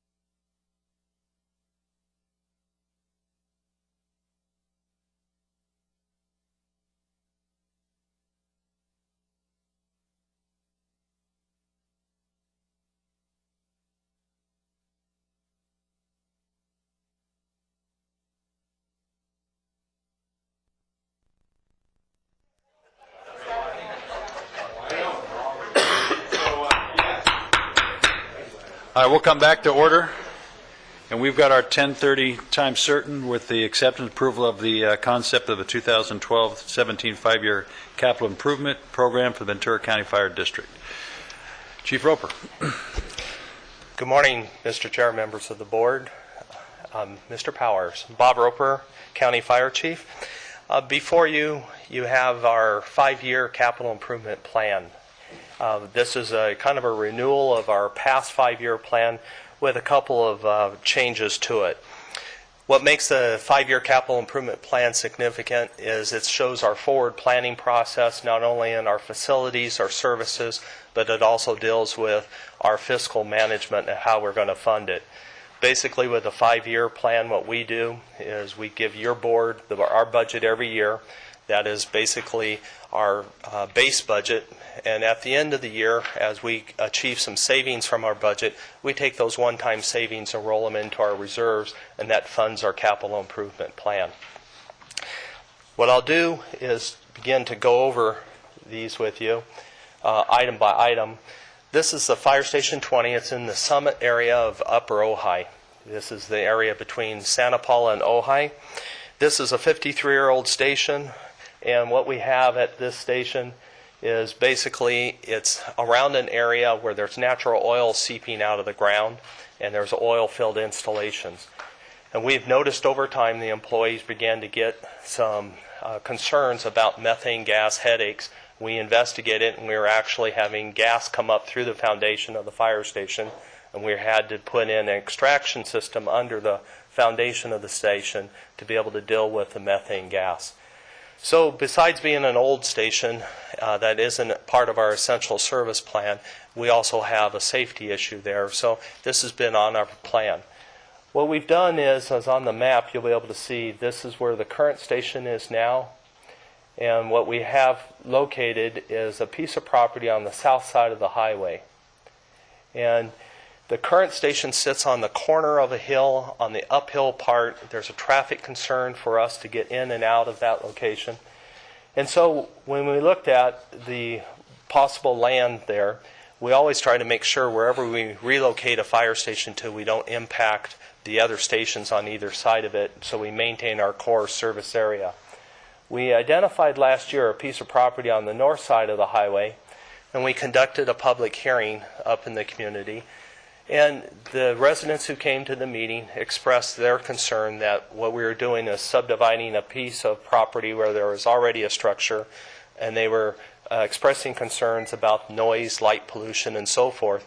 But they did ask us, could we relocate it on the south side of the highway in a large open field away from the homes. So we were fortunate that we were dealing with a property owner, and we have a tentative offer and that we're looking at right now to locate on this side. We met again with the neighboring community up there. They understood what we did. There are some people that were for it, some people that said they're not for it, but they understand. And then there's some people that said if they can be part of the development process with architectural design, lighting standards, and so forth, if they could be heard. So we've said that we would encourage them to be part of the process. So we look hopefully about bringing the final deal forward to your board for this station. The next station is over in Newberry Park. It's on Hillcrest Drive in Lawrence. You may see it as you travel on Highway 101. The back of it backs up to the freeway. It's in the major part of the floodplain for that area. That's why there's no solid divider on the freeway there. It was designed so the water could flow over the freeway in a 100-year flood. But this station, again, was built in the 60s. It is 50 years old. And what it was looking for is we have to back in to the station. We can't drive through here. And it's a busy intersection in the industrial park. So what we are looking at is an innovative way of how can we, again, move it in an area that's already built out and keep it in its core service area. So what we are looking at here is we have the existing station here. Let me see if, I didn't put that as a slide in. Okay. And so what we're looking at doing is purchasing a piece of property over here across the street and then trading it to a business that has an open lot just a block away. And so we were looking at doing the Phase 1 and the Phase 2. This was already included in last year's, in the previous 5-year capital improvement plan, and we'll be bringing this back to your board for the final conclusion of this. But this, again, is a relocation. There's no new staffing costs. It's one-time money only. The next item is the fire station number 33 in Lake Sherwood. This fire station is 63 years old. It's a beautiful station if you're working there because you have lakefront right in front of you. But you can see from behind the fire station, our property goes up in the hill. And so we're quite limited on what we can do as far as rebuilding on the site, but we're currently studying what are the options to do on the site and to relocate this fire station. On the map here, you'll be able to see this is where it is in relationship to Lake Sherwood. It serves the area of Lake Sherwood, Hidden Valley, and the area of Westlake on this side of it. For Fire Station 48, this has been in front of your board for the concept, and also we brought a letter back from the city of Moore Park. With the development of Moore Park College and the increasing number of calls, what we are looking at doing is getting a piece of property that the city can get us from an existing park to locate a fire station off. This is the 118 and Collins Drive here. So the city is willing to do it. We're willing to work with them. We have not come up with the actual survey of the property or to do any additional work. So we continue our work with the city of Moore Park, and we will come back to your board. This one's more involved because not only is it the new fire station, but this will require additional revenue to do this however we intend to staff it. So we do not have immediate plans to do anything for the staffing and how we deal with this.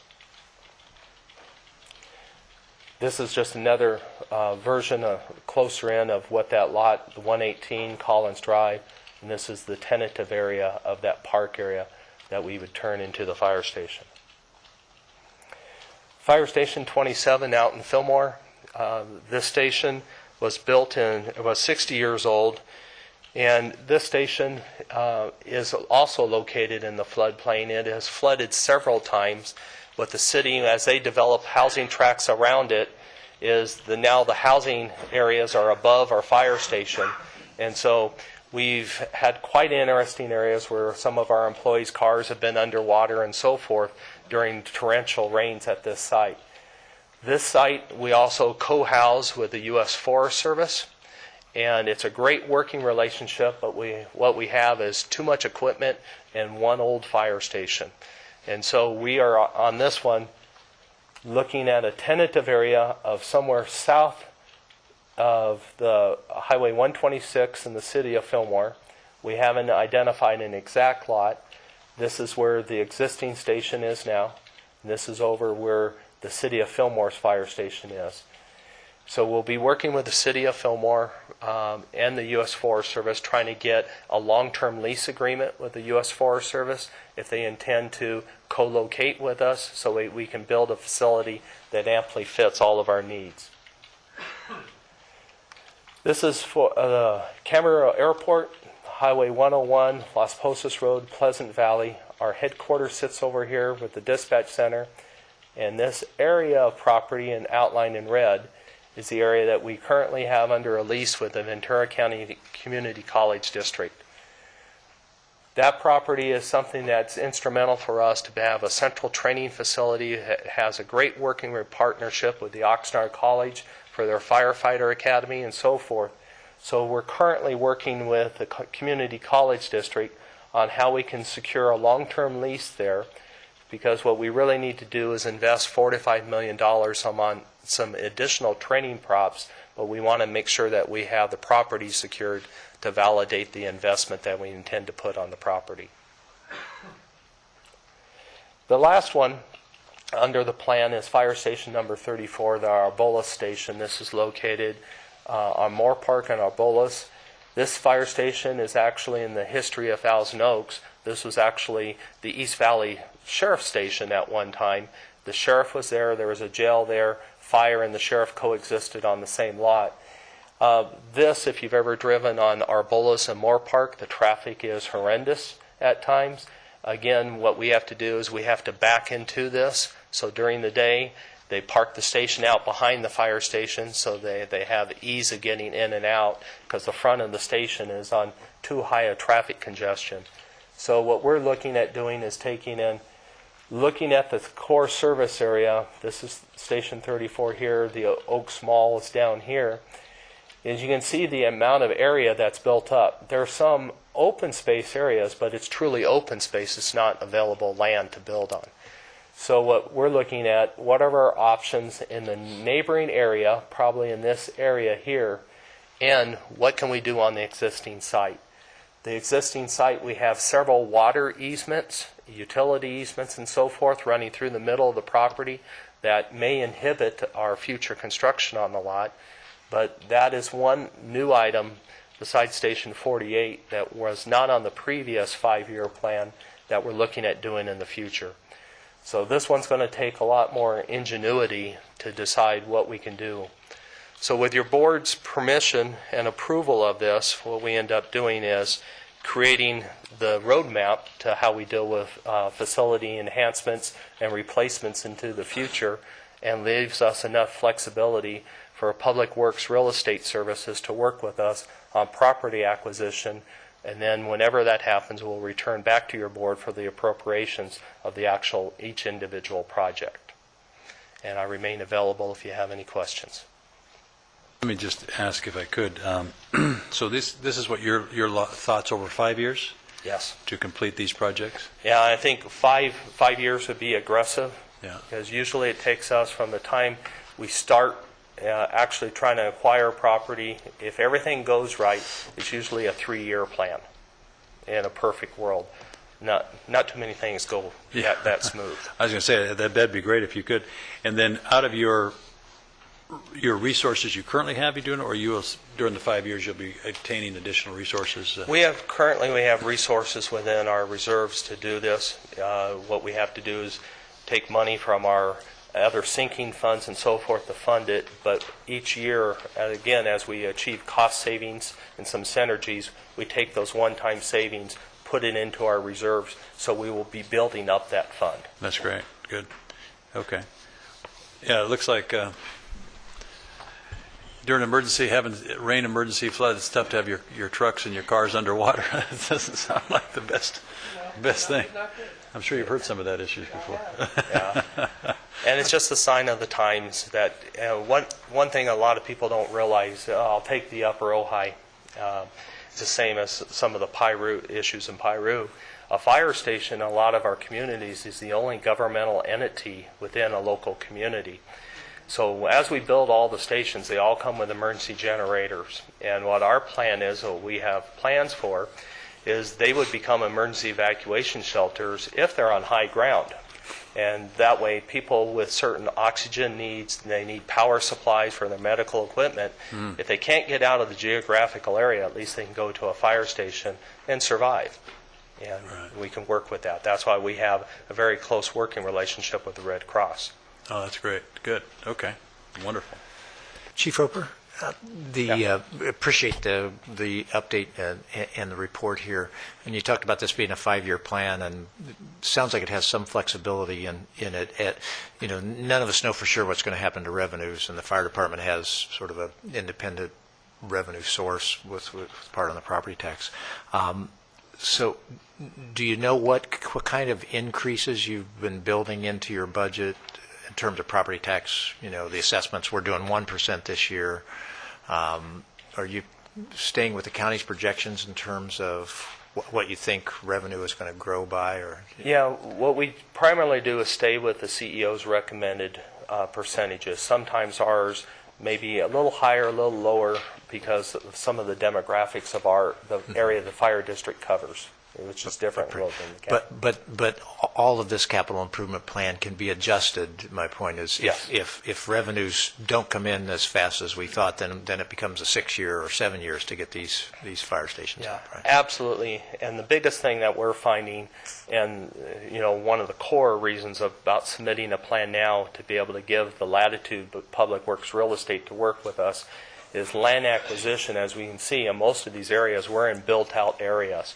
To try to get that flexibility to relocate a station, very few options out there. And so the core thing out of any part of this plan is if we can get the land acquisition so we can do future planning. Great, thank you. And I appreciate the update. It's good for us to understand and also for the public to be aware. I think when I look at, certainly, I'm going to be very parochial here, but when I look at a PIRU or an area that is that isolated, to have a priority, and have a priority in our areas where we know we have that, as you just mentioned, Chief, that wildland fire interface issues and the isolation, and to be able to have a facility that it may be the only thing closest to residents who are in such rural areas to get to. So just, and I know priorities move as you are able to identify streamlining and process and dollars, revenues, et cetera, but that's... Yeah, and these are probably, I'll say, our major capital improvement plans, like the PIRU station. We just got done investing 2 years ago a sizable amount of money in rehabbing the entire station, but we did it on the existing site, and we've done that with several of our facilities too. Thank you. When you talked about this acquisition of land and all this, she makes a good point. Are we in a process of doing that, or is this after the approval of this? Is that where the process will Well, start? we're in the process of doing land acquisitions on the previous 5-year plan for everything minus probably the Arbolas Fire Station. Everything else was included under the previous. That's right. So we're currently dealing with that. And Station 48 over in Moore Park, I brought that back independently back to your board as a separate item along the way. Yeah. And isn't there something going on in Moore Park? They're looking at some possible other land instead of the park? I heard something the other day. I haven't been told that. Oh, okay. Okay. So- I was just hearing that if there was the opportunity to get some right next to that, close by, without having to disrupt that park, maybe that's a possibility. And we're open to that too. Yeah, yeah. So it's good. Okay, great. Well, I appreciate you bringing this, Mike. I thought it was a good point in the letter that there wasn't a lot of building of fire stations in the 90s. So part of this plan is to address those needs, and great to have the funds set aside to do that. It's also nice to see the good models when we do build. The one out in Malibu is a great model of sustainability and, using less energy. And so I imagine that's the same way we'll be doing them in the future. Yeah, we followed your board's direction on all the energy efficiencies built in. Again, we build them to a LEED certification, but I have chosen not to pay for the certification and reinvest the cost of the certification back into the facility. Yeah, I think we saw that with the new one out in Simi, and you've got one here, looks like 47. It's almost going to be finished? Yeah, we're looking at possibly October 1st date for that one to be finished. Right. Great. And going forward, as like this one in Simi, it looks like in developed areas now there is space already being set aside for fire stations as part of the development agreements and things. True. If there's a new development that goes in, we work with the developers, and as a term of condition under the CEQA process, we condition a whole site if it's needed. Right now in Ventura County, we really don't have any other new sites identified like that, because there just hasn't been that large-scale, massive developments going on. Great. Okay. Well, wonderful. Okay. I think that's it. All right. We have a motion and a second concept. That's great. And we will vote. Wonderful. Thank you. That passes 4-0. Well, thank you for your presentation. Maybe your last presentation, huh? Okay, then we will move on to our 10:30 time certain, which is on a resolution for you for all your years, and Supervisor Bennett has got the honors. Thank you, sir. Thank you very much, Vice Chair Foy. I guess I'm not used to that, getting it said. Quite get used to it. I'm out of here. Yeah, quite that way, but it'll happen soon. And it truly is a pleasure to be here to present a resolution to Chief Roper. In spite of our circumstances right now, I've had great respect for Chief Roper over the years. Known him a long time, had his daughters at Nordhoff High School, and I'm happy to see his wife Debbie back in the back there. And are your daughters here? Yes. My gosh, I didn't even recognize them when I was talking to Debbie. That's what's happened. So They have glasses now.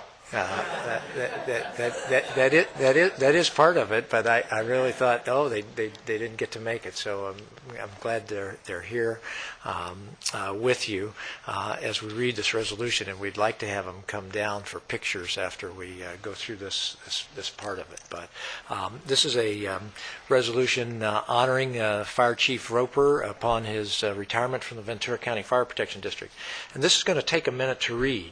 But it's going to take a bit of time to read because of the significant accomplishments of Chief Roper, and I certainly don't want to miss any of those as we go forward here. But he has had a remarkable career here as our fire chief. And if I had it my way, it'd be here as our fire chief for the next 5 years also, right? But he's in a different situation, and I certainly understand that. Whereas Chief Roper is a 33-year veteran of the California Fire Service, beginning as a volunteer firefighter and rising through the ranks as fire chief in Ventura County.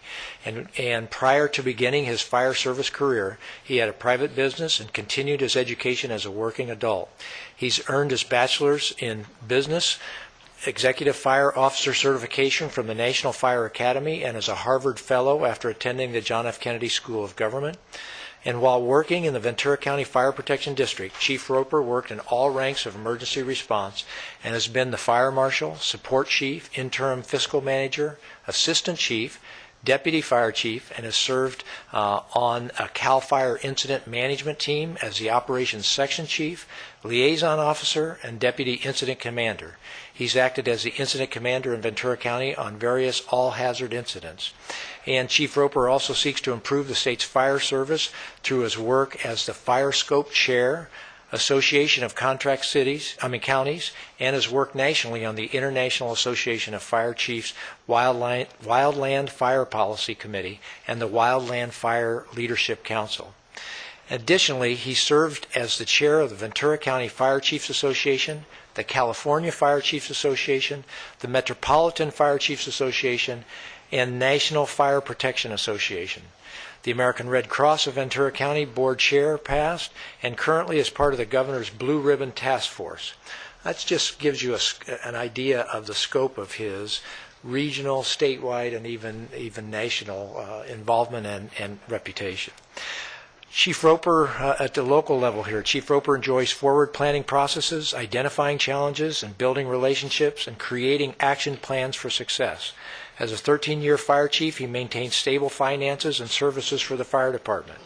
And Chief Roper has accomplished much in his 13 years as fire chief, including the fact that he began the Advanced Life Support, ALS, paramedic service in the fire district, developed a strong relationship with open space land managers to balance recreational, environmental, and fire protection priorities, created 5-year budget processes and achieved a structural balanced budget, created and funded a major capital and fixed asset replacement program, instituted a new computer-aided dispatch system with an automatic vehicle, so long we're on 2 pages here, right?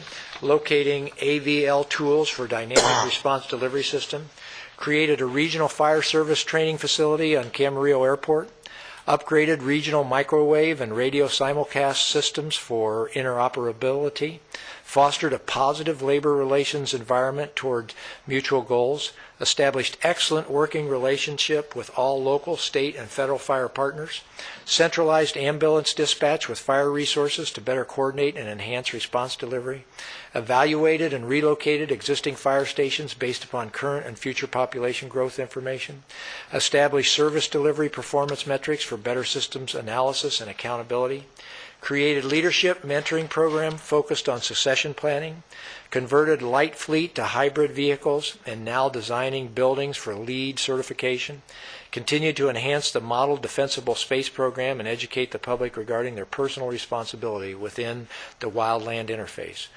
He's a published writer and speaker at numerous conferences. He created an organizational leadership model, vision, and strategic plans. And whereas Chief Roper remains active in his local community, along with his wife of 35 years, Debbie, and is a devoted father of 2 daughters, Kristen and Mindy, we're blessed to have them with us today. Now, therefore, be it resolved that it's a great honor for the Ventura County Board of Supervisors to commend and honor Fire Chief Bob Roper upon his retirement as Fire Chief, and wishes to express their deep appreciation for his dedicated and loyal service to the County of Ventura. This presented the 20th day of March 2012. And Chief Roper, you've been here a long time and seen a lot, and we genuinely would like to hear what you have to say upon your exit and any sage comments and advice you might have for us at this point in time. I'll bring this down, and then ultimately we'll ask the whole board to come down for a picture with you and your family. Thank you. Okay. Well, thank you. And I guess as Urkel would say, did I do that? And there was no I in team. And I have to start off with saying the worst thing I hate about when public officials leave, the newspaper runs this whole list of things that they did. And most all those things I didn't do. I only tried to create the environment where the people who work with us with all the great ideas, because no one person can do all that. So just remember, when the newspaper writes anything, it's the team did that stuff. You have to go back, and I started thinking, little did I know that a broken pipe in my house would lead to this point in my career. What happened, Debbie and I bought our first house, and it was a nice little one-bedroom bungalow up in Miners Oaks. We had a broken water pipe. And I had my business working as a mechanic, and the neighbor said, well, call the fire department. They'll come out. And so 2 guys did. And I still see them today, and sometimes I cuss at them, sometimes I don't. But they vacuumed out the water out of the house, and then they told me, well, why don't you come down and become a volunteer firefighter? So I did, and that was the beginning of my public service career. And with that, I was able to experience the adrenaline that goes with it, being a part of a firefighter, the challenge, and so forth. And so it was a perfect match for me. It's been a rewarding career, but naturally it has its highs and lows. I'll regret the loss of Captain Wayne Pulley, who died in the line of duty. I'll regret the loss of some of my peers who ended up dying too soon from job-related. And I'll regret the loss of a lot of my retirees like Joe Luna.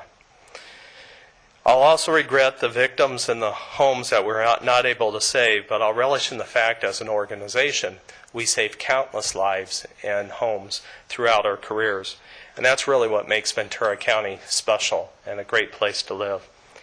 Our public safety network is not only the fire service, it's also the multidisciplined partners that we enjoy, mainly, fire, law, the ambulance companies, the EMS agency, OES, everything. And that's really at the state, local, and the federal levels, which makes this a great piece of the network, and we've just been a small part of that. Our success has been based on the dedication of the firefighters and the employees that make up the Ventura County Fire Protection District, who endure long hours in the most difficult situations that most people can never imagine, from a dispatcher trying to talk about CPR to a person whose husband just had a heart attack, to the firefighter trying to cut out a child out of a collapsed car from a traffic accident, and then also to our fire chaplains who are there consoling the family afterwards. There's also the behind-the-scene family that most people don't understand, and that's from our mechanics to our administrative staff to all of our support staff that make up the whole what the fire district is. And that's part of the specialty of our job. I'd also like to recognize my administrative assistant, Jane Nolan. Jane, you get to stand. Okay.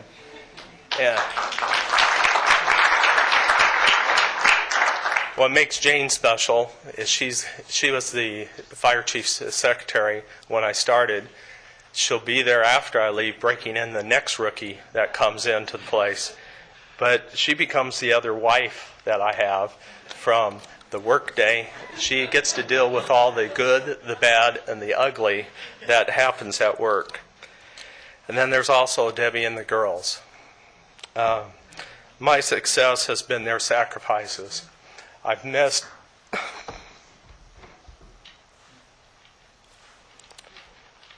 well, let me talk about something else. For the board, one thing you guys have to realize is, as I looked at my career, is during that time, there's two important things that we deal with: life safety and property. For CPR saves, if you go back years ago, we were not saving a lot of people from CPR. You look at the stat from 2011. At 2011, it shows that we're only saving 33. These are people who actually had a heart attack and they'll walk out of the hospital at the end of the day. Okay, the difference of 30 doesn't seem like much unless you're one of the 30 that's saved. Okay, but really what's happened is over a period of time, there's been changes in the way CPR is taught. There's been changes in what our dispatchers do. There's been changes in the technology that goes with it. Working with the EMS agency and Dr. Salvucci, the rules and stuff have changed.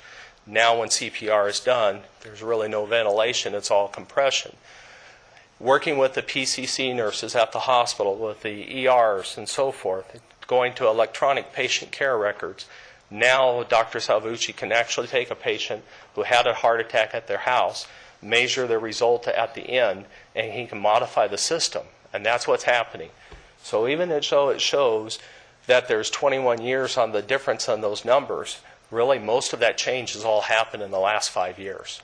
Okay? And that's because of the change of our system. Our network is flexible enough to make the change.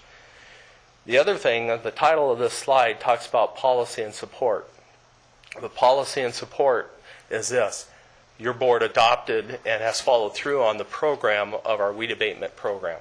Okay, that started, most of you don't know, started around 1962 because we found an old weed abatement notice tacked onto a barn over in Rancho Matilaha that we have possession of. Okay, and so in 1962 there was a program that started it.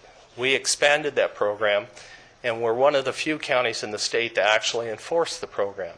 Your board has always stood behind that program. And what you have to do now is look at what these stats say.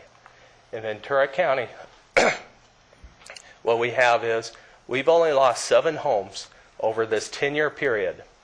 Look at the other Southern California counties. How many homes? 8,000 San Diego. The counties around us, how many they've lost. And so what this slide shows is the policy that the board adopts, the support fiscally and the resources to do it, as well as our partnering agencies between our neighboring fire departments that have joined in, the state mutual aid system, working with law enforcement, the technology that we use for the regional dispatch and so forth. This is a system that works and it's proven. And this is what I'm selling back to the State Board of Forestry, why the Ventura County should be exempted from the new SRA fee, because we have proven dividends of what our work has done. Let me try to get back to the rest of this. For my girls, my success has a lot been their sacrifices.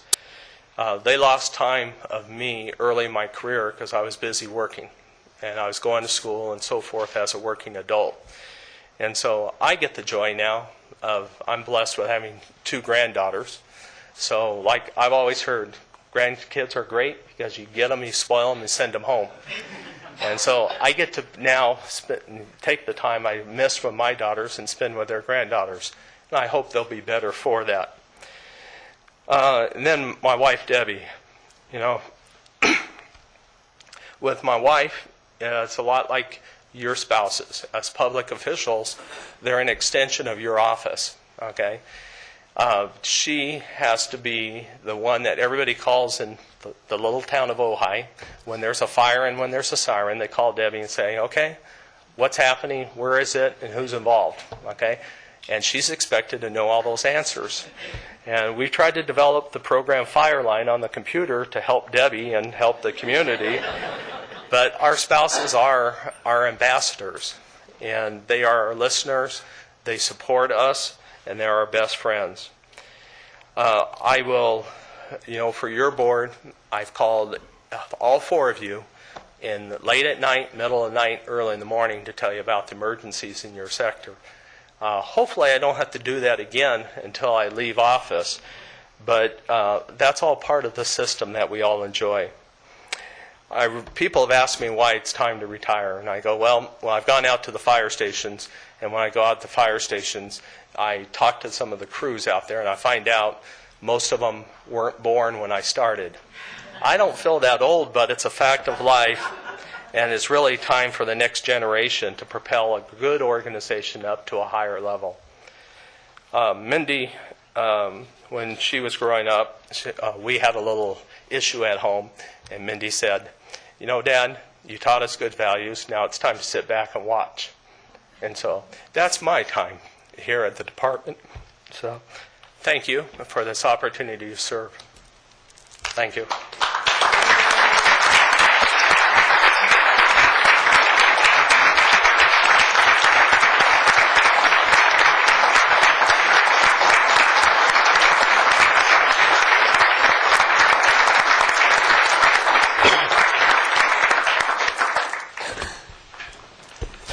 Thank you very much, Chief Roper, for gracing us with those comments. And now, board members, could we come down and we'll all jointly present this resolution to Chief Roper, and then ask each one of you to make comments. Once you all make comments, and then we'll have you come down. Thank you. Great, thank you. Yeah. Thank you. Yes, thank you. I'd like to do that. And Chief, it's been a pleasure working with you all these years, and the highlights that are certainly in the resolution are exemplary for the county, for the county family, for the fire family, and for every resident who's lived in this county under your leadership. And I think the most important one, and it's interesting you found that notice about weed abatement, but you really took that program to to a level that has now become state recognized, and other counties moving forward to implement. The importance of it is saving lives and saving structure. And I have always appreciated your phone calls in the middle of the night, because my husband will answer and say, "Here, it's for you,"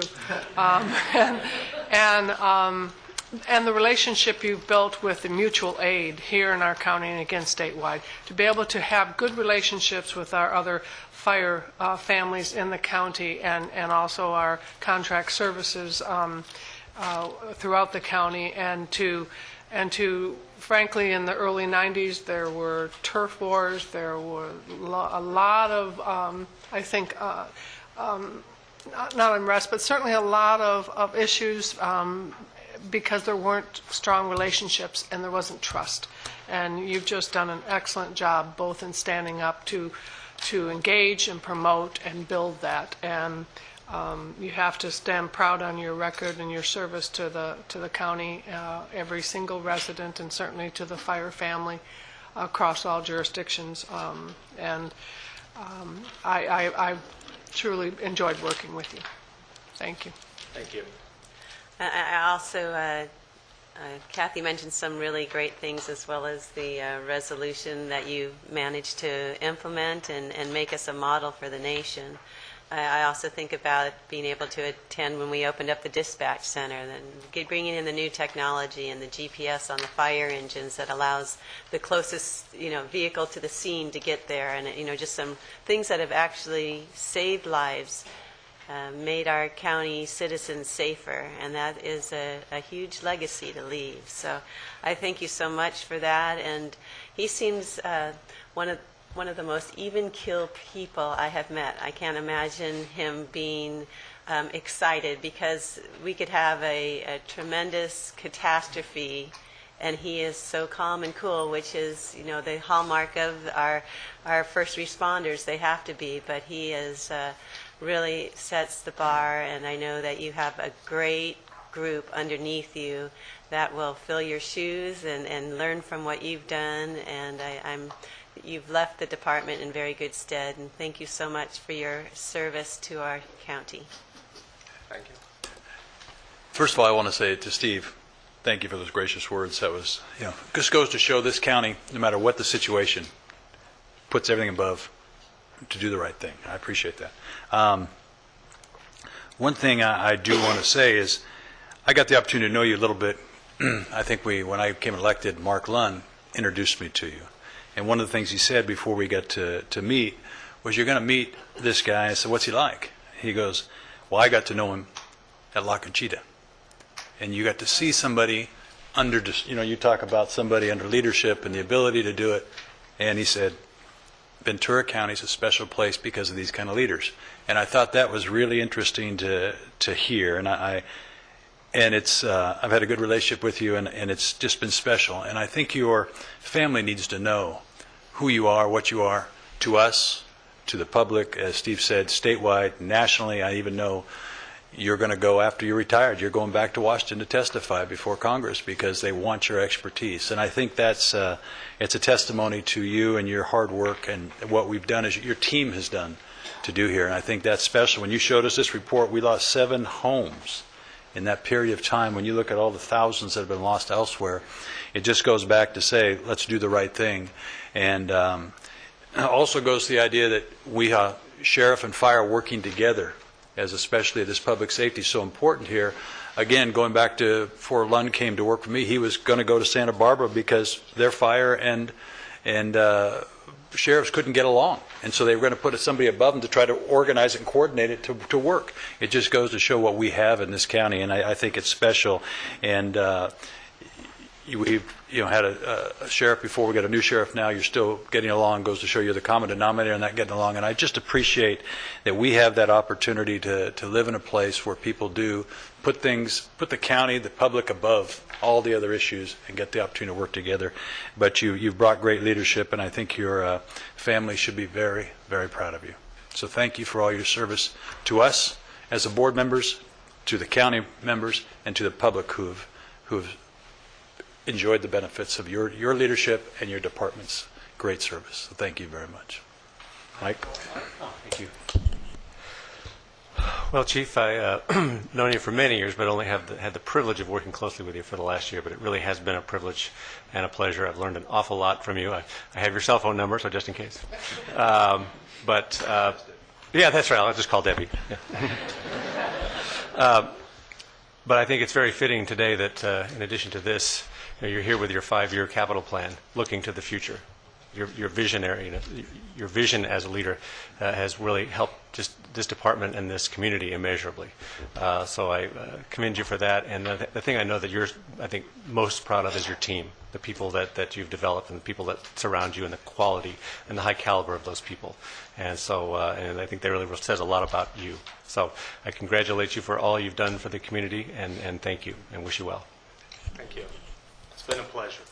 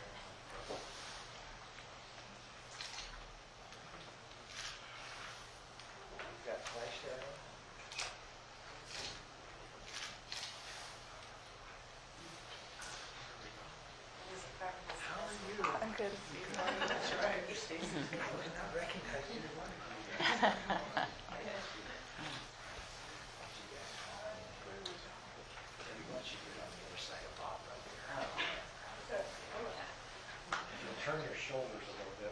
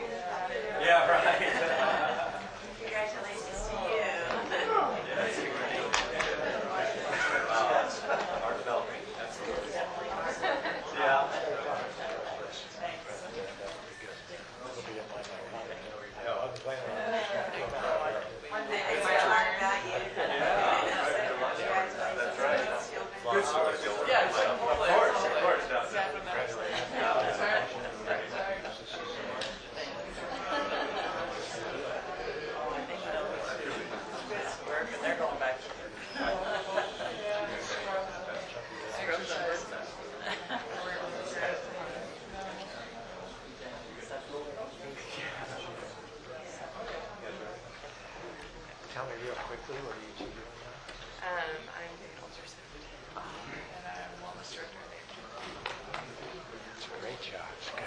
See you.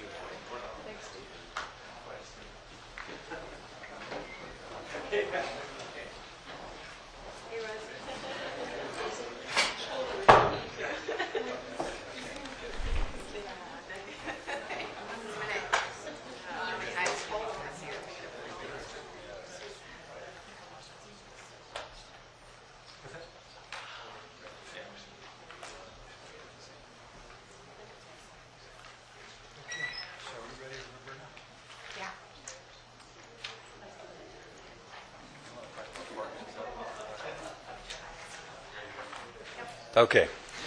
We'll come back on. We'll go to our item number 20. Sir?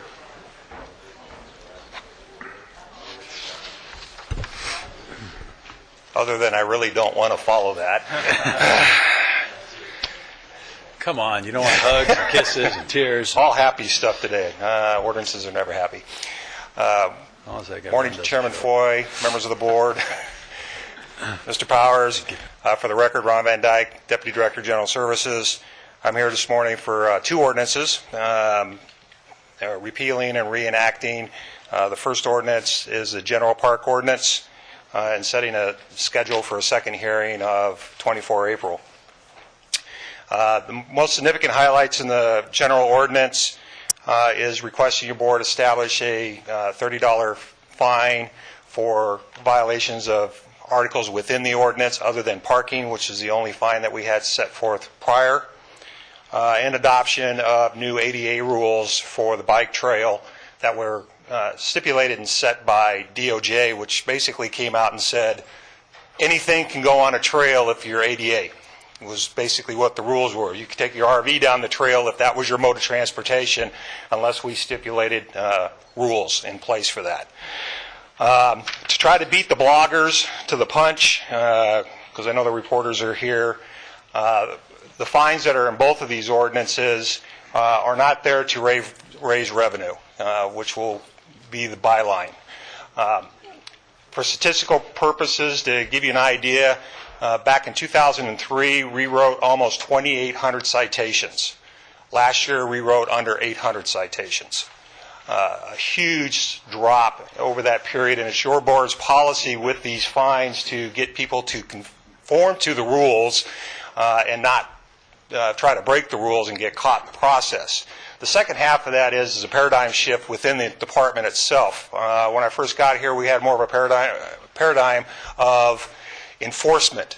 Our rangers thought they were more police officers than park rangers. So citations were the fastest and simplest thing to do than customer service, and we've shifted that paradigm to where now they're more customer service oriented in trying to get people to conform than just citing. So it's a huge shift. So between those two, that's why our numbers have dropped. On the flip side of that, the positive is we've increased our nights of camping over the last 4 years of statistics, because we don't have anything prior to that, of over 3,500 camping nights a year. So we're going in the right direction as far as public use and trying to get the public to conform.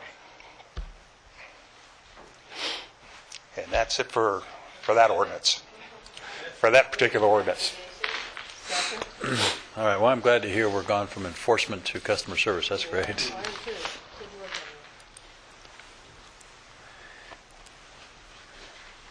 Okay. One more.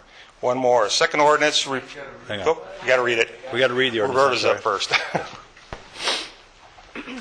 An ordinance of the Ventura County Board of Supervisors repealing and reenacting Chapter 3, Division 6 of the Ventura County Ordinance Code concerning county parks. Wonderful. Okay, so now we'll move on to our next one, 21. Second one. This second one is repealing and reenacting the Rincon ordinance and setting a hearing. This one has the teeth for the rent and fee schedule that we brought in front of you a couple of weeks ago, extending the out period for the Rincon from 7 days to 14 days to try to curtail businesses using the Rincon as a business opportunity with a 7-day in, 7-day out that could get into a rotation and run a very easy, lucrative business out of there. Establishment of up to a $180 fine. We currently have a $90 fine for parking violations, but it gives us some latitude by doing it in this particular manner to not get the people that just mistakenly made a mistake instead of the people that are blatantly going after the rules and trying to manipulate them so they can run a business. The youth policy, we already had that in our general ordinance. It was not in the Rincon ordinance. What was happening is people were dropping their kids off in a rig and just disappearing for the weekend, and the kids would stay down in their rigs. So they were unsupervised. So we didn't have anything for the Rincon. We did have that for our other parks, so we had to get the two ordinances to line up. How young were those kids? Some of them were 16, 17 years old. Yeah, wow. Okay, that's what you got? All right. So we have a motion and a second. You got to read this, Roberta? Right after we vote. After we get this vote. Okay. All right, everybody? Okay. You want to read it? An ordinance of the Ventura County Board of Supervisors repealing and reenacting Chapter 10, Division 6 of Ventura County Ordinance Code concerning the Rincon Parkway. All right. Thank you, sir. Thank you. All right. We'll move on to item number 22. All right.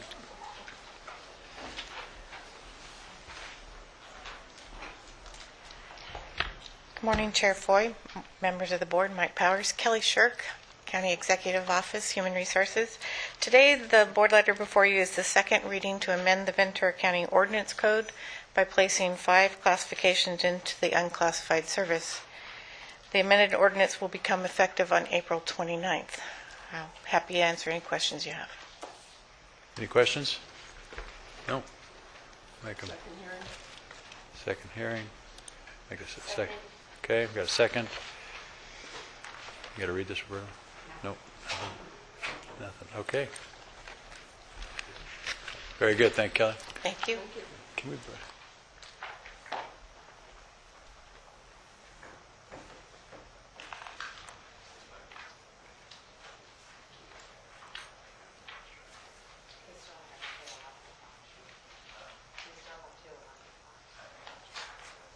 Hey, Reddy, you want to come down and we'll try to get to, so you don't have to sit here real quick? Yeah.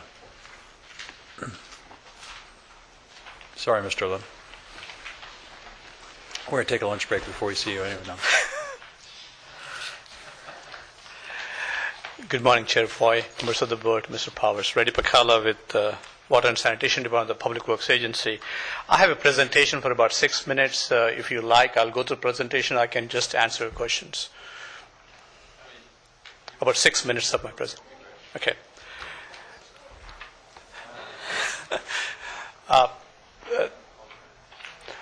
The item in front of you is approval of a design-build contract for installation of a photovoltaic system at the Moore Park Wastewater Treatment Plant. As your board is aware, Ventura County Water Works District Number 1 provides water and sanitation services to the city of Moore Park and areas to the north and west of the city. Moore Park Wastewater Treatment Plant is owned, operated, and maintained by the district. This treatment plant operates under 3 different permits from the Los Angeles Regional Water Quality Control Board. One permit is to treat up to 3 million gallons per day of secondary treated water, which recharges the groundwater basins. And the second permit for the NPDES, National Pollution Elimination Discharge Elimination System permit for 1.5 MGD. This permit allows us to discharge into the Arroyo Las Posas if there is a need for us to discharge this water. And the third permit is for the water recycling requirements permit for 1.5 MGD. At this time, we are using this 1.5 MGD for the Moore Park Country Club Estates 27-hole golf course. Your board has awarded a construction contract to expand this system, and this contract will be completed in about a month's time. At that time, we plan to add more recycled water customers. The proposed PV system for the Moore Park Wastewater Treatment Plant is, for all practical purposes, a 1 megawatt generation facility. The reason we have it 0.995 design capacity is Edison Company doesn't give you the rebate if it's 1. It's less than 1, that's how they give you the rebate. So we have to rate it for 0.995 megawatt. And this system, when is online, will produce about 75% of our power needs for the treatment plant. And it will occupy approximately less than 6 acres of land owned by the district. And the proposed project would consist of crystalline modules mounted on a single axis tracker. A single axis tracker would track the movement of the sun, and it will produce about 20% more energy compared to a fixed panel.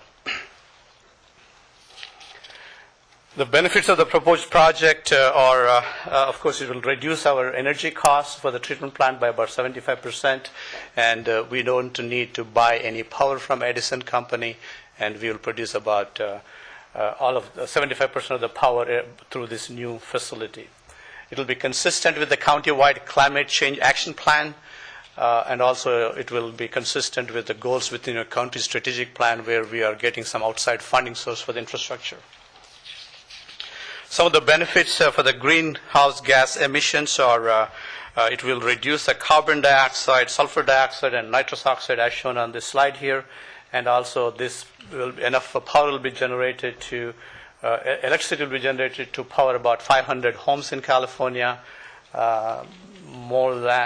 reduce driving by about more than 2,700 miles, and planting about 175 acres of trees. We used what's design build process for us to come up with the recommendation for this project. As I mentioned before, if your board were to approve this, when it's operational, we'll produce 75% of the power for the treatment plant from this new facility. During peak sunshine hours, excess electricity will be fed back into the Edison grid. It will also stabilize the Edison rates over a 30-year period. We would have the monitoring system through our SCADA. At any given time, we could see how the power is generated through this project. And it's our proposal to have tours for the local school children or any other organization so they could come and visit our facility. At that time, it also show how the sewage is converted into reclaimed water like Title 22, just like clean water. This slide shows you the property of the Moore Park Water Reclamation Facility. Here is a 118 going towards Moore Park. On the south, it's bounded by Arroyo Las Posas flood control channel. This is 118 where the railroad crosses. This is where the railroad crosses the 118. When you cross the railroad on 118 going to Moore Park, that's where our facility is located. On the east side, its property is bounded by Mexico Creek. On the west side, there's another flood control channel. So it's about more than 100 acres owned by the district. Here is the proposed facility for the PV system.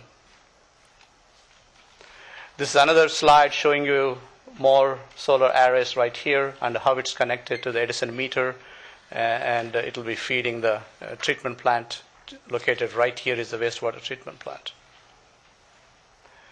The project schedule, we started this project in January of last year. Initially, we prepared a project report. Based on the project report, we applied for a Southern California Edison Solar incentive rebate, and Southern California Edison Company confirmed our request. At that time, we started the RFQ process. We sent out notices to any interested parties in the solar installation business within the state, within the county, out of state. We have received 15 RFQs. We had a 5-member independent review panel. Based on the criteria we established in the RFQ, they shortlisted 5 design build teams. Of these 5 design build teams, 3 top-ranked teams were asked to come for an interview, and we went through the interview process. And the panel has ranked the recommended design build team to be awarded the contract. This on March 13th, we sent a letter to all these 3 teams notifying them that Rex Solar from San Luis Obispo is a selected design build team. And the cost of this project is 21% below the engineer's estimate of $5.5 million. California Solar Initiative is overseen by California Public Utilities Commission. As you may be aware, this CSI is offered through PG&E, Southern California Edison, and also San Diego Gas and Electric. And our project is slated to get in more than about $1.6 million over the next 5 years. It all depends how much power we produce. That's how we get this money back from Edison Company as a rebate. Total cost of the project is $4.88 million. About $1.5 million comes from the Southern California Edison rebates, about 32% of the cost coming from outside fund, again consistent with your strategic plan for infrastructure. Should your board approve project today, we'll be awarding the construction contract this month. Construction will begin next month. We expect to complete this project before end of October.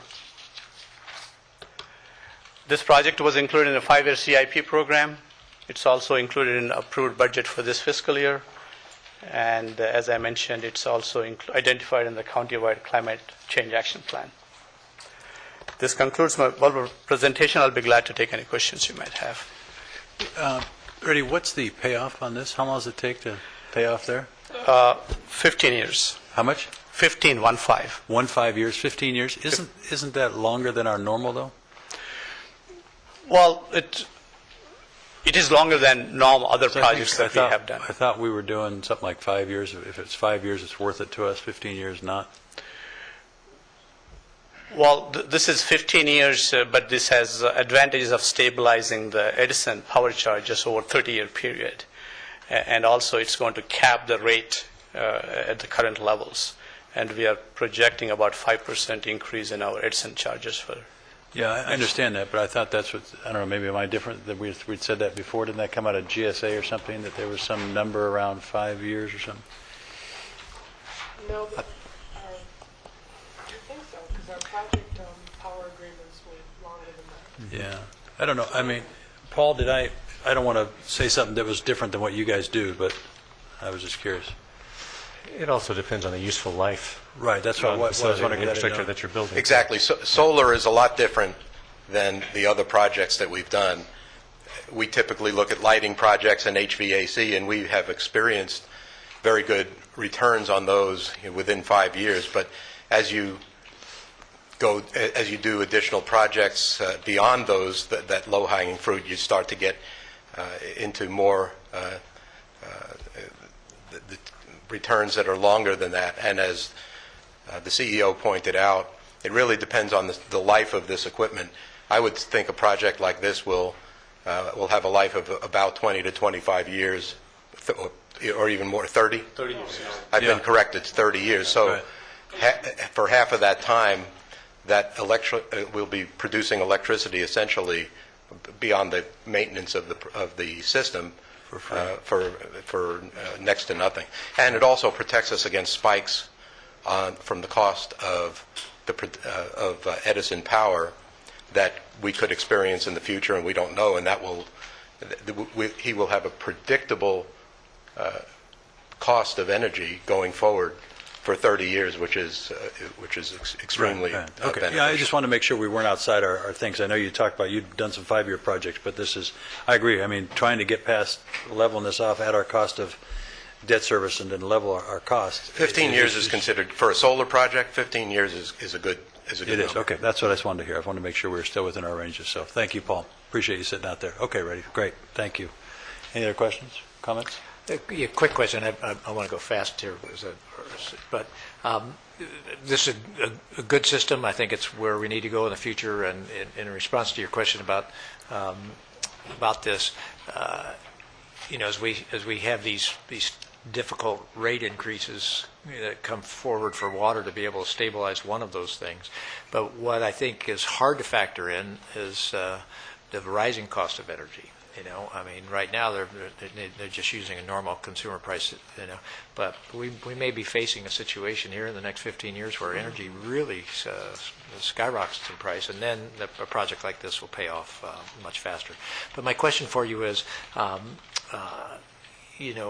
well, it's actually was for Paul. I should have had you while you were up here, but we've got more solar. You could just nod your head. We got more solar projects coming on this year, right?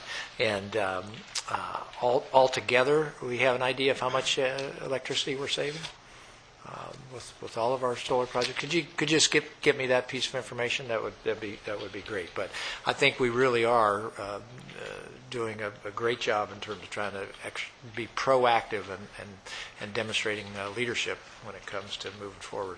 I know with these, the panels are actually going to rotate and follow the sun. That's a huge improvement over some of the fixed solar panels that we have out there. Thank you very much. Could I ask a question too?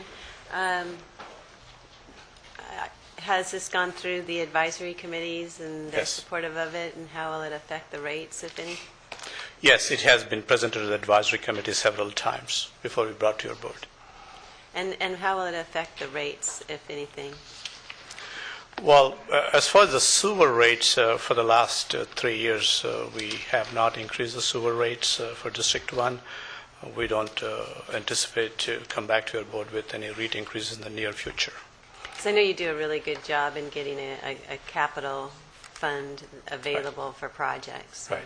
So you're not anticipating this impacting that? No. Thank you. And also I can tell you, this is the lowest sewer rate in Ventura County. Yeah, no, there's no question. I think that's a good point. What if it's going to impact the rates? But you're saying you can absorb it within you're doing and then protect the rate increases long term, like Supervisor Bennett said, the electrical costs. So that's good.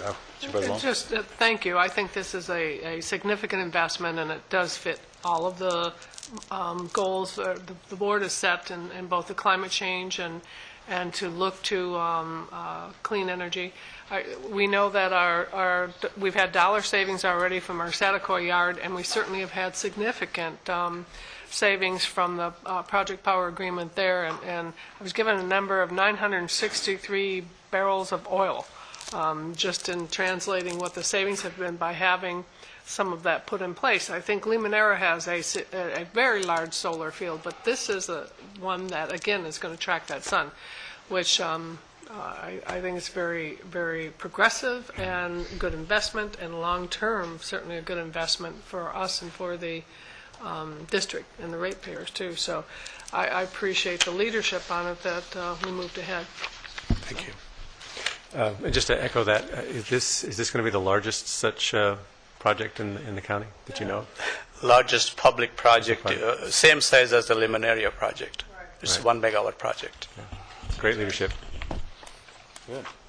Well, Limoneira's, I think, is fixed. Fixed. Now they're probably going to change it and want to do it. Okay, so we have a motion by Supervisor Long and a second by Supervisor Bennett. We can vote.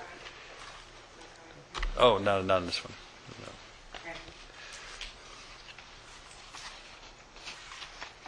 Thank you, Board. Thank you, Chair. Thank you. Okay. Let's see. All right. I don't know. I guess we shouldn't skip him, huh? All right. So we are going to move on down to 23. Pardon? Yeah, 23. I was just thinking if we should. No, never mind. Morning, Chair Foy, honorable members of the board, Mr. Powers, Ms. Cohen, Ms. Smith, et al. I think I got everybody. Good morning. Happy to be with you this morning to talk about ERDS, Electronic Recording Delivery System. Sounds like nerds. Maybe it is a little bit. But we're going to be talking about ERDS this morning. Requesting your approval to sign the resolution and allow me to sign the MOU with the owner counties and direct purchasing to sign the First Amendment contract with AMCAD, which is our software developer to help us facilitate this system. The costs are outlined in the board letter, $171,000. There is no general fund dollars attached to it. It's a self-sustaining program, and it's a restricted fund to be used for this purpose. We've evaluated 3 systems in our analysis for electronic recording and found Secure to be the best. The owner counties are Orange, Los Angeles, Riverside, and San Diego County. And just a very brief history, I've got 39 slides before your lunch here, so we can go over. In 1990, Orange County and San Bernardino were visionary counties that piloted a project to go forward with electronic recording.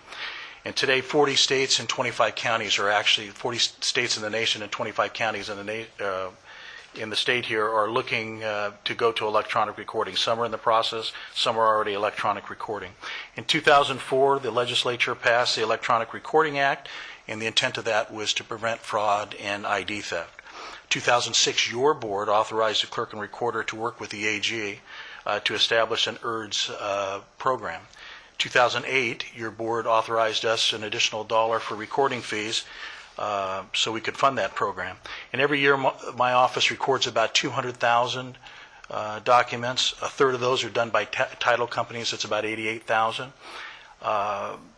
Electronic recording is initially designed to service those title companies. What we'll experience from this is a huge reduction in paper documents and the time it takes to process that and the cost. Miles traveled to the government center, customer wait times, postage to return documents. All in all, it's a efficient, safe, state-of-the-art service delivery tool for our customers here in Ventura County. And today I'm very pleased to have a special guest with us today to help answer some questions and give you an overview of the Secure program. We have the Honorable Tom Daly with us. Tom is the clerk and recorder of Orange County, the visionary county that started electronic recording. A brief history of Tom. Tom was the mayor of Anaheim, California's 10th biggest city, from 1992 to 2002, when he was elected to clerk and recorder, and he's been elected twice since that time, the clerk and recorder there for 10 years. He is the owner of Secure, and he's available here today and would like to present to you just briefly about the Secure program. Tom, I'm honored to have you here. I thank you for coming up through LA traffic to join us here today. Happy to be here. Thank you, Mark. I know it's almost lunchtime, and I'll be real brief. Mark did a great job summarizing the benefits of this electronic delivery system. This is a wave that's sweeping the country, the paperless transactions by local county offices in most states. One of the best features of the system is the customer service aspects, so that a submitting office, say a title company or an escrow company or a bank, can record documents in any of the member counties from one workstation. So the title companies, and the title companies are generally statewide or regional, as are the banks. And so the economy of scale for the customers is great. And the system is fast, it's safe, it's efficient. We've not had one instance of a security breach since 1997, when we in Orange County launched our system. And it's that basic system is now available to any county in the state. It's overseen by the Attorney General, as Mark said. So it's a great, efficient system. And I'm here to answer any questions, and also a welcome Ventura County to this multi-county network. As Mark said, the software is owned by the 4 counties of Orange, LA, San Diego, and Riverside. And then it's available to any other county in California that wants to join. Sacramento County has joined, Santa Barbara, San Mateo, and a number of other Northern California counties are about to join. So with that, I'll answer any questions you have, and again, welcome, Ventura. Well, thank you. I appreciate you willing to come up here to do that for us. I know one of our goals, I know from the CEO's office and for this board, is customer service is very important to us. And so you're saying people just do it from their desktop? People aren't coming up to our windows anymore to do this? We're keeping people aren't having to drive? In Orange County, about 65% of our volume is electronic now. Wow. We have about 120 different customers who record electronically. Many of those customers are also in Los Angeles County, Ventura County, Santa Barbara County, same companies. So they will be able to record in any of those counties using this system. They simply pull up the system on their dedicated computer. It has to be a dedicated computer with dedicated lines. But they can choose the county. So the training is simpler. enormous economies of scale. So people that were, you had a title company in Ventura County doing something in Orange County. People were sending runners down there to record and do all that before, and so we've No taken longer. all that's gone. Exactly. It's great. It saves time and money and gas mileage. It saves it all. Yeah. For years, our operations have relied on runners, Right, messengers, right. and so forth. Yeah. So to the purchaser of a home that's doing whatever, or the commercial building or something, we're cutting the cost to them by doing this too. It's also faster. Faster for them Yeah. too. Yeah. So it's within recorded. hours of submitting, it's recorded, and the submitter knows there's a clear evidence that it's been recorded. Yeah, it's interesting. I just purchased a property, and they did it in the morning, and it took all the way to the afternoon to find out if it was somebody went there, they got a record. I mean, it was amazing how long that took. This is tremendous. This is really good. And you've been doing this for 14 years? It was a pilot project started in 1997 in Orange County and San Bernardino County. My predecessor, a man named Gary Granville, who had been a small businessman and a newspaper journalist, later became clerk recorder in Orange County. And he had this vision, he could see it coming, paperless transactions in real estate, in the real estate world. He partnered with First American Title Company, which is headquartered in Orange County, one of the largest title companies in the state. And they launched a pilot program under the jurisdiction of the state government, because the state does oversee the codes and all of that. The local district attorneys observed the system, various interested district attorneys. They advised the Attorney General on the security guidelines, and in 2004 the state government said, using that system as the guideline, any county can now join. Any county can do this. It's formally called a multi-county system. Well, that is tremendous. And it's voluntary, by the way. So if a member county is not happy, there are alternatives down the road if they so choose. But we think this system will be so efficient, and it's customer driven. If the customers aren't happy, they'll tell us. But so far, so good. Well, I like the idea that you've already been using it, and the other counties are using it. We're not trying to be the first guinea pigs of this, and it's worked well. But I mean, the idea of getting people off the road and they can just do this. And how many people come to your desk, Mark? I mean, up to the front, it's thousands and thousands and thousands. That's tremendous. I don't know if the staff report mentioned it, but in our county, we've processed over 6 million recordings electronically since we started in 1997. And those are 6 million somebody would have come to your counter to do? Exactly. Wow. Exactly. Or in the mail. Or in the mail or something else. But I mean, yeah. But what used to Paper. take 2, 3, 4 days, if you mail documents to the county recorder's office for recording, the expectation is it's 3, 4, 5 days, and you wait for the title company. If you're the home buyer, you wait for the title company to tell you, okay, it's been recorded, the deal is closed. Yeah. This way, it's much, much faster. Wow, that's great. Well, wonderful. That's tremendous. I know Mark is trying to bring us up to these levels that the rest of the large counties are doing, and this is another opportunity to do that. And we appreciate that Mark is recommending our system. We appreciate it a lot, and that's why I'm here. Thanks, Tom. I appreciate it. The beauty of having all the coastal counties from Santa Barbara to the border in San Diego all on the same system makes really good sense. So we're happy, pending their approval, to get to work. That's Thank great. you. Wonderful. Well, thank you. Okay. That's we have a motion by Supervisor Long. I'll make a second. Any questions from anybody else? Oh, not on this one. Not on this. Well, it beats having to buy the system, put it in, and Yeah. you take all the upfront costs right there. So we're just basically paying for the service and the continual maintenance of our filing. That's correct. And the beauty of this particular system on the financial analysis is that the maintenance of this system is static for years. So what we pay for maintenance year to year is the same dollar amount, which is music to my ears and obviously to the taxpayers as well. Might free up some staffing too. Eventually, I think it will. And it'll also help us to augment staffing as we move to open up a branch office in eastern Ventura County. We're In waiting that- for that. That new We're building working that on we'll it. have out there, right? That's We're right. working on That's it. Well, We're working on it you're in going to help pay for Supervisor put Parks that- District. Yeah, that's great. No, I appreciate that. And all the people I know from East County that come, and even other people out of the San Fernando Valley coming up here to record Yes. and do that. That's a tremendous opportunity. This is great stuff. So thank you very much. Thank you. Good partnership. Okay, we'll move on to, we already voted. Didn't we vote? There we are. See, we were there.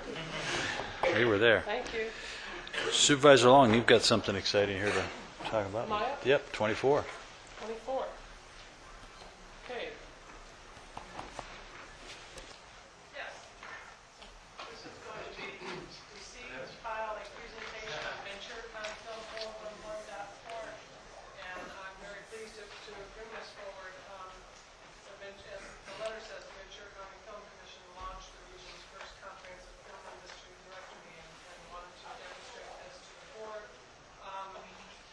There are lots of statistics that could be provided, and I know that Mr. Stensley might talk to some of those. But I think it's, we all know that we are a rich county in both the opportunity for filming. We have a large base of employees who are in the filming industry in this county. We have historically had filming in this county and Piru and over Hidden Valley areas around the county. And one of the things that we've always desired was to have a kind of a central repository and to be able to demonstrate to the filming industry that is so immediately south of us and has just got rich opportunity both for jobs and for dollars coming into our county as an economic driver, for them to know the wonderful resources we have here and the willingness to have filming in this county. So I invited Mr. Stensley to bring this forward to us. Thank you.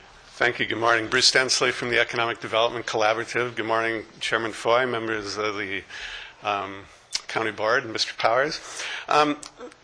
Thank you for that introduction. And this is driven, I must say, by a number of folks, cities and businesses in Ventura County getting increasingly excited about opportunities for economic recovery in Ventura County and looking at industry clusters or sectors, and film being one of them.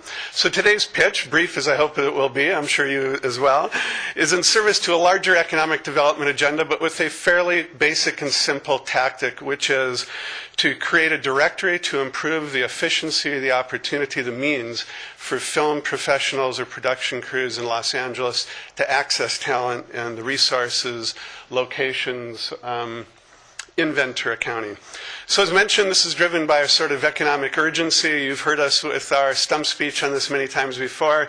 Since the start of the recession in Ventura County, we're still down about 20,000 jobs. It's about 9% of our industry base. So we're looking at what are existing foundations in Ventura County to grow and build some of those jobs back in Ventura County. This is a clean green sort of opportunity. As the supervisor noted, we sit on the edge of a huge industry that is recovering in Los Angeles. Some of the runaway production that we've all heard about to other states and other nations is starting to come back a little bit. And the significant benefit, on average, one full day of location shooting can generate as much as over $200,000 in the local economy. But the trick of that, of course, is that they're investing in that in local crew, local businesses, and so on. Just as a quick demonstration of the critical mass of folks that are in Ventura County, this is just sort of a scatter of dots there of union-registered members who are working in the industry in Los Angeles but based in Ventura County. We know that's not exactly the tip of the iceberg, but it's not the whole thing. It's over 3,000 workers. We know most of those folks are driving into LA every day. We'd love to get them off the freeway and stay here in Ventura County.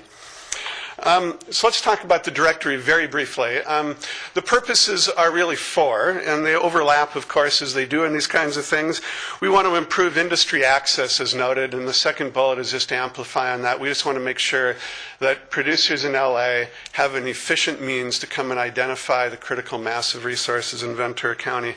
But equally, we have sort of tangential and ambitious goals, which are to document for everybody the size and the diversity of the industry in Ventura County, because if people aren't aware of its dimensions, of its size and so on, then it doesn't really have the ability to attract new production to Ventura County. And lastly, we see this, of course, as a base for building a larger, more vibrant, sustainable industry in a way that is compatible with the Ventura County economy. So, couple of last very quick points here. So if you look at, this is a screenshot of the Ventura County Film 411.org. First, I'd like to recognize Orange Consulting. Andy, if you want to wave. We use local talent to put this together. We didn't reinvent the wheel.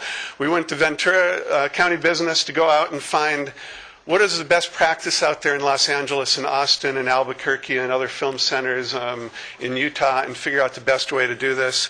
If you'll see on there, you can do searching for listings, you can browse. The most important thing I'd like to leave you with on this is that it's also organized around over 200 different categories. It's very user-friendly. So if you're anybody in the film industry, whether you're a vendor, whether you're crew, whether you've got a location, you click onto this site. Within a couple of clicks, you can register, you can upload your own information. It's very cost-effective. $10 is the fee for an individual, $50 for a business. And we think that we've got the best and the most efficient means of doing this from around the country. And lastly, this is a very short list of the collaborative partners you may have seen recently, and we know that the city of Moore Park is moving toward the entitlement of this film studio, has recently changed policy to make it easier for filming. We've been working with Fillmore and Western Railway, and who are represented here today as well. City of Fillmore, City of Santa Paula. We have representation here from even outside the county,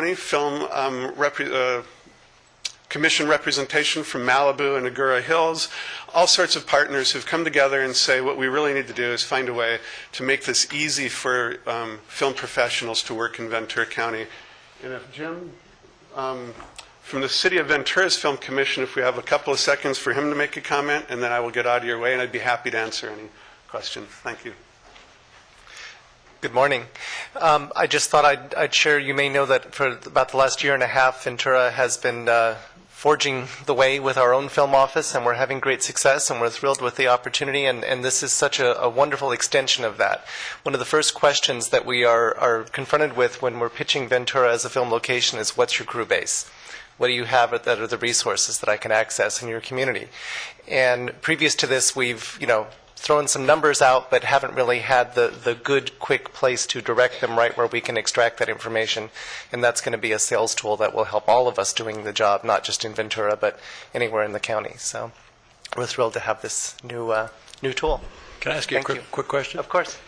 It sounds like what you're doing here is tremendous. Is there anything in the county, if I'm a filmmaker and I just call one location or one number, it coordinates with all the cities, everybody at all? Is that where you are? Is that the next step? That would be Bruce's office at Is that what it's doing, all that? They're the official county film office. Has all this information that, and can I get one permit through this way, or do I have to go individually? Great question. And no, there is not a single point of contact for filming. That's the next goal. As the Ventura Film Commission, what we do is we maintain a quick contact list for each of the different cities that facilitate access to permits, and the county in different ways.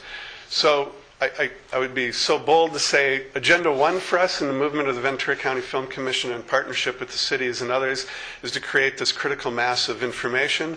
The second conversation is not do we have a single point of contact or issuance of permit, but at least improve consistency and substance to the permit. So if you get a permit in one jurisdiction, you'll have amassed the same information that you would need to get it. And that's exactly what I've heard from some of the other client business I did, that you come here, it's not as all organized as it could be. It'd be easier for some local place to go, but it sounds like you're getting close.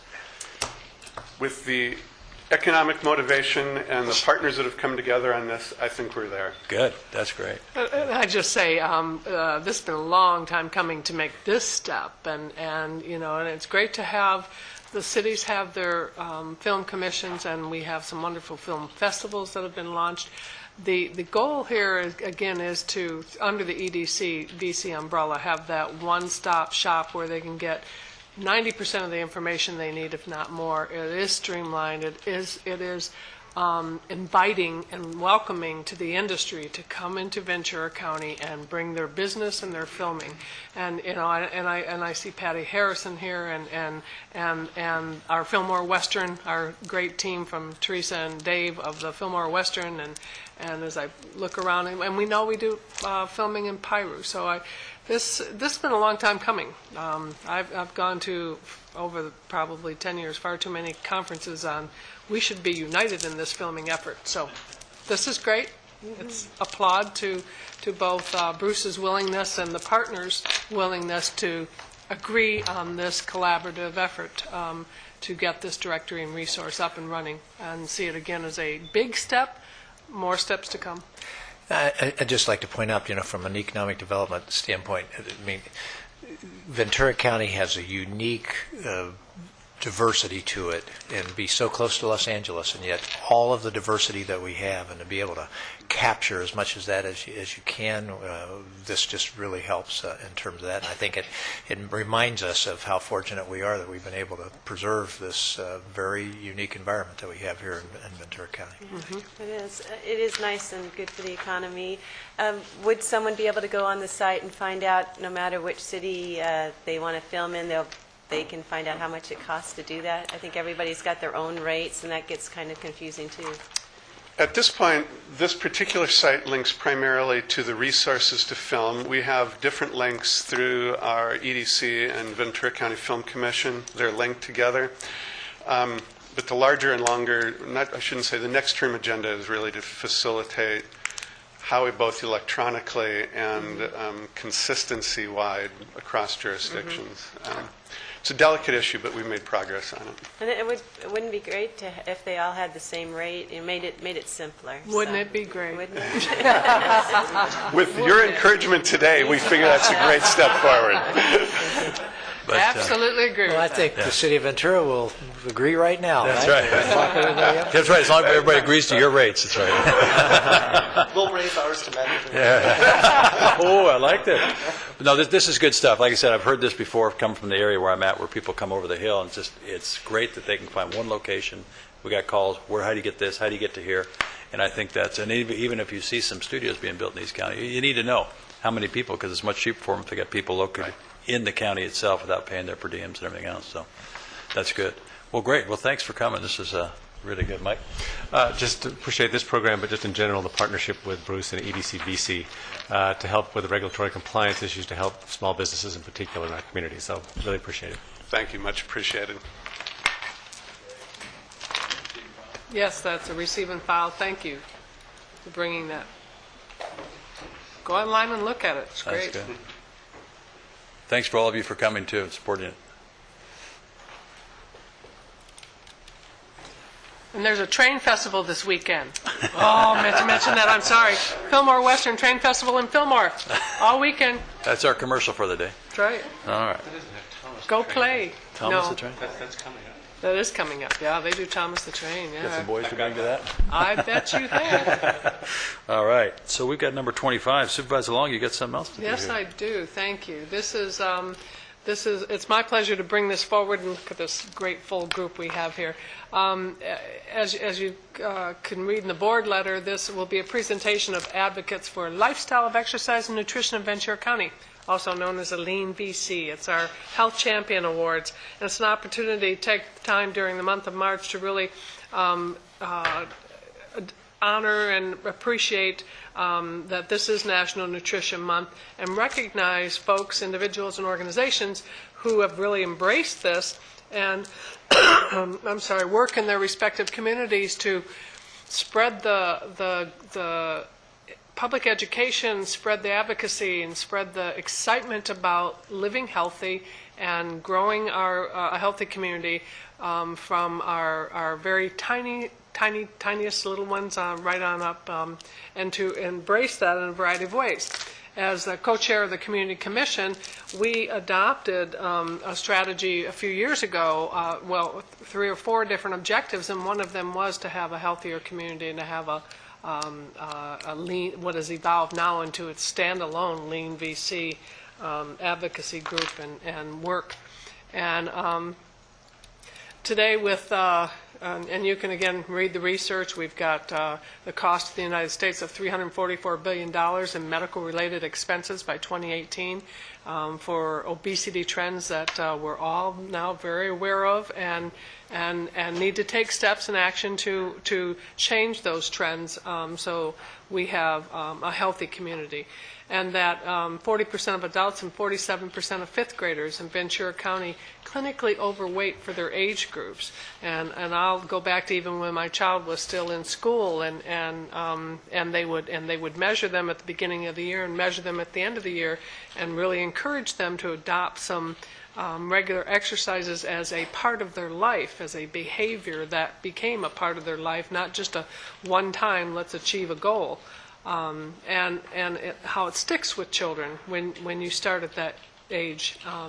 So with the Health Champion Awards, we're recognizing, again, the month of March 2012 being National Nutrition Month, moving ahead to acknowledge these good people and organizations who are our health champions this year.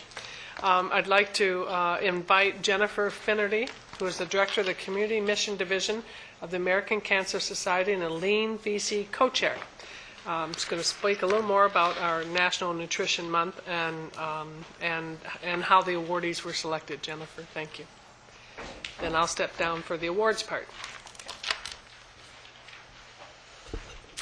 Good morning, Chair Foy, members of the board, and Mr. Powers. My name is Jennifer Finnerty, and I'm with the American Cancer Society, and I am a co-chair of Lean VC. Thank you for this opportunity to recognize the good work that the many agencies are doing around the obesity epidemic that is affecting our nation, our state, and our county. For the last several years during the month of March, this board has recognized several Lean VC health champions to coincide with National Nutrition Month. Our brief comments below provide a bit of information on National Nutrition Month and gives background on why and how the awardees were selected.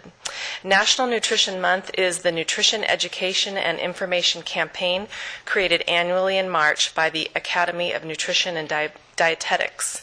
The campaign focuses attention on the importance of making informed food choices and developing sound eating and physical activity habits. The current dietary guidelines for Americans encourage an increased focus on fruits and vegetables and an understanding of proper portion sizes. The Academy of Nutrition and Dietetics helps consumers understand how to implement these suggestions into their daily lives with the Get Your Plate in Shape, this year's theme on National Nutrition Month. Hello, my name is Nancy Maxon. I'm the coordinator of health and prevention programs for Ventura Unified School District. I'm also the co-chair of Lean VC. And I want to tell you a little bit about Lean VC. We are a partnership made up of healthcare providers, businesses, school districts, senior advocates, early child care providers, public health, and nonprofit organizations whose primary focus is on a lifestyle of healthy eating and active living to reduce overweight and obesity-related illnesses. The annual Champion Awards are given to organizations working on a similar mission as that of the Lean VC, which is to promote community activities, policies, and environmental changes that foster healthy eating and regular physical activity to counter obesity and its related chronic diseases. Champions are selected by a consensus of the members of each of the 6 standing committees of Lean VC for their exemplary work to promote healthy eating and active living among individuals, families, and communities. There you go. Thank you very much. Welcome. Okay, I'm going to turn around this way. And you're going to assist me with this? Sure. Okay, great. Sure we are. Appreciate it. And also board members, we have our leadership, Barry Fisher of our Public Health Department, Rico Vargas, who has headed up the Lean VC and coordinated and worked with them over the years, and great passionate advocates for this. So our first award is going to go to covers the K through 12 coordinated school health sector and the Lean VC committee, and the winner is Moore Park Unified School District, and the award recipient. And I'm going to have Deanna Armijo talk a little bit about Moore Park Unified School District's project. Okay. Hi. Moore Park Unified School District received a Carol M. White Physical Education Program grant, and we titled it Let's Move Moore Park, hence the yellow T-shirts.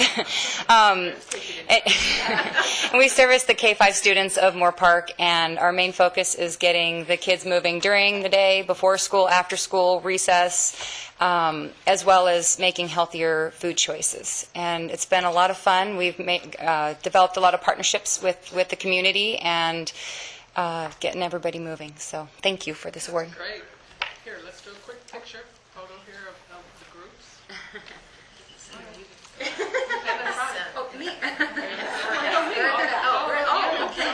That was a group picture. On three. 1, 2, 3. Congratulations. Thank you. Thank you for your advocacy on that. All right, then our next recipient, Healthy Families and Communities sector, Lean VC, and the winner is Se Se Puedes Colonial Walking Club, Marcela Gutierrez and Socorro Estrada, community resident in the club, and they're going to speak to this and give them their award.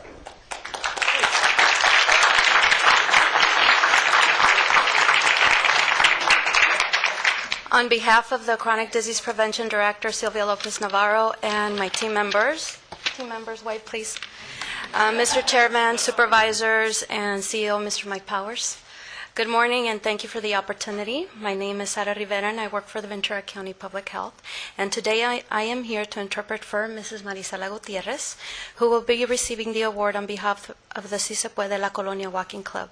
But first, before we begin, I'd like to say a few words about the Si Se Puede Walking Club and Mrs. Gutierrez's beginnings and accomplishments with the group. The Si Se Puede La Colonia Walking Club first formed in the spring of 2009. By the fall of that same year, this group inspired community organizations to organize the first annual La Colonia Community Walk. By the spring of 2010, 1 year later, this group organized their efforts to communicate with the city of Oxnard their dreams to have a community walking path and a community garden in their own neighborhood. Thanks to their work, the Camino del Sol Community Vegetable Garden now exists. It is located at the intersection of Camino del Sol Road, Entrada, and Garfield. Today, it is a place where West Village, Rose Park, and La Colonia residents meet to grow their own vegetables. Construction of the community walking path has started and is expected to be completed this year in the end of June, all thanks to a group of ladies that made the decision to come together, dream, and take action. So we will go ahead and she will read, and then I will translate her speech for you. Okay. Mi nombre es Marisela Gutiérrez, soy residente de aquí de Oxnard. He vivido en West Village por 7 años y como miembro del Club de Caminata me siento muy satisfecha de ser parte de los esfuerzos para fortalecer un ambiente más sano para nuestra comunidad. Como grupo hemos crecido y hemos aprendido a hablar por nuestras familias. Gracias a ustedes y a la ciudad de Oxnard por haber escuchado nuestra voz y habernos concedido la tierra para el jardín comunitario de verduras y por llevar a cabo el proyecto para una pista para caminar en el Parque del Sol. Y como grupo de la comunidad latina hispana que somos, les damos las gracias por habernos escuchado. Gracias. Would you like to hear it in English? Yes. My name is Marisela Gutierrez. I am a resident in Oxnard. I have lived in the West Village area for 7 years. As a member of the walking club, I feel very satisfied to have been part of the efforts to strengthen the environment, a healthier environment for my community. As a group, we grew, and we learned how to speak for our families. Thanks to you and to the City of Oxnard for listening to us, for hearing our voices. Thank you for the parcel of land that we have now where we have a community garden to grow our own vegetables, and for helping us continue and for continuing with the project of the walking path at Camino del Sol. We are very thankful. Thank you.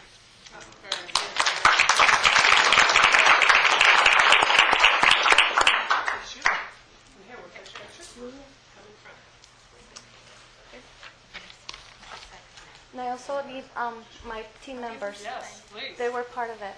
Please. Where's my director? Director. Takes a village. It does.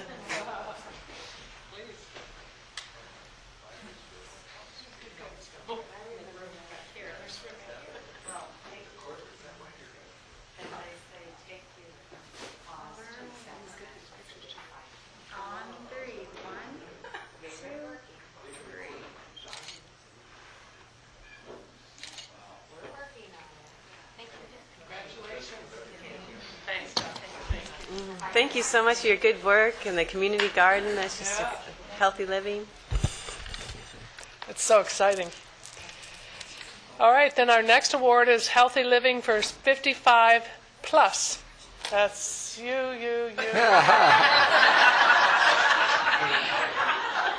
And the winner of this... We resemble that remark.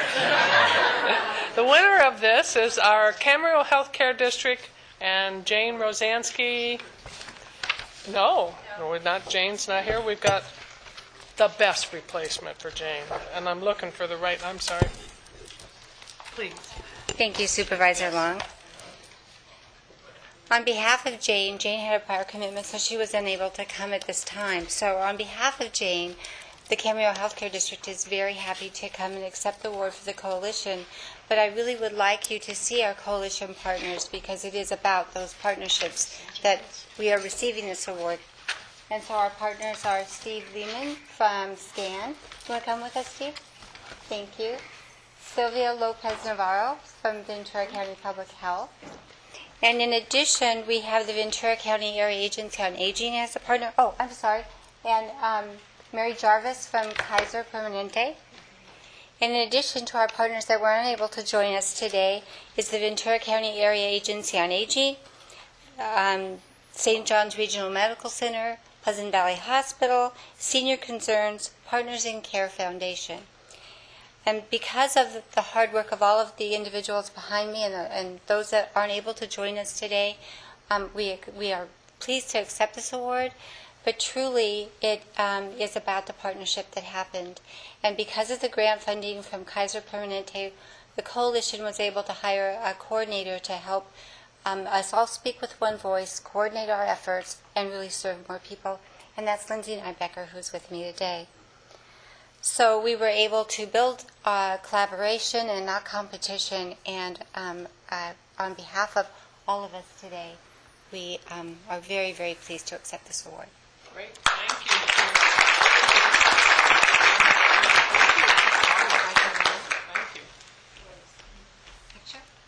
And Supervisor Parks and the rest of the board, we're all going to be celebrating senior health at the Senior Summit in April, right?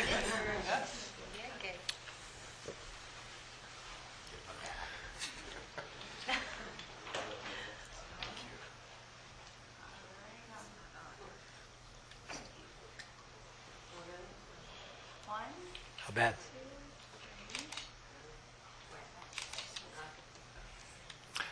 Probably have a lot of buildings that aren't earthquake ready.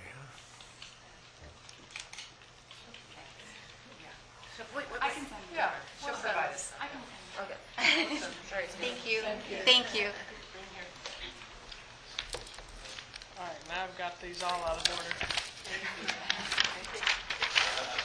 All right, workplace wellness. This is our winner of this is the Satacoy Lemon Association, and Sylvia Sanchez, Director of Human Resources, Satacoy Lemon, going to tell us.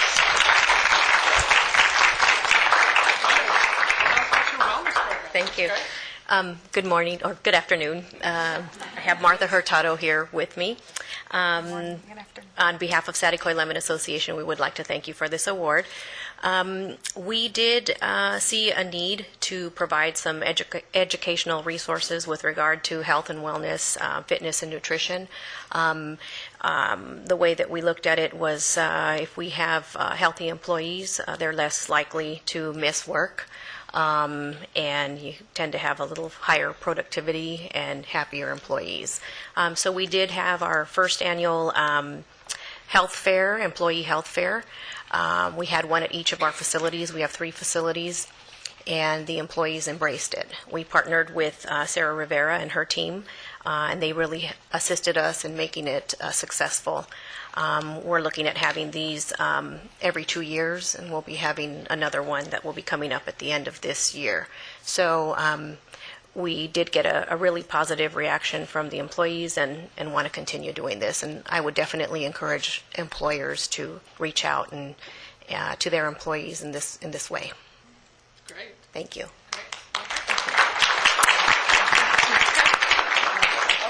Thank you. Congratulations. Thank you so much. Congratulations. Thank you. Yes.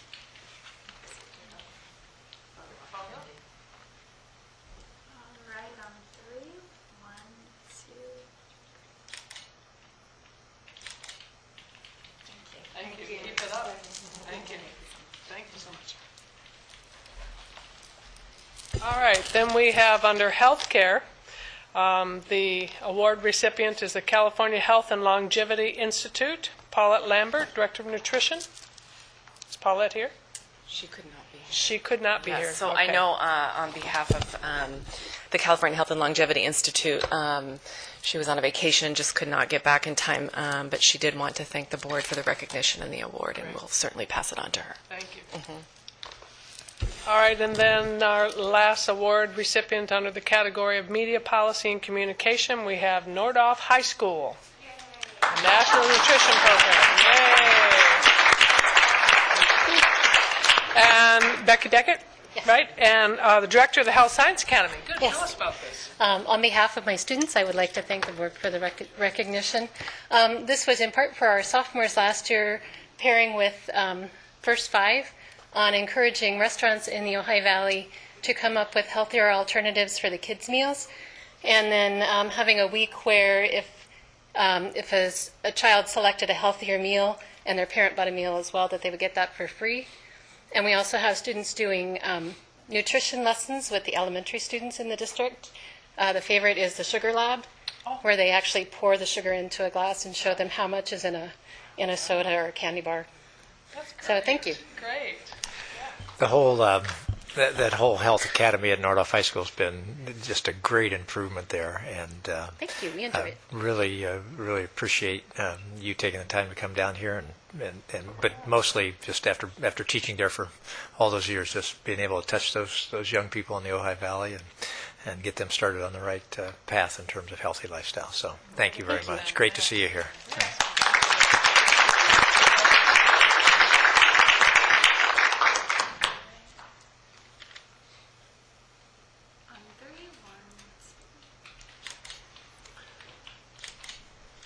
Tell everybody I said hello, would you? Hello. Thank you. Thank you. Well, and thank you, all of you, for coming in today. You're all champions, and it's wonderful that little by little, step by step, year by year, we're going to make a difference in the health of our community. And thank you all. And thank you for the leadership. Appreciate it. Thank you. Board members?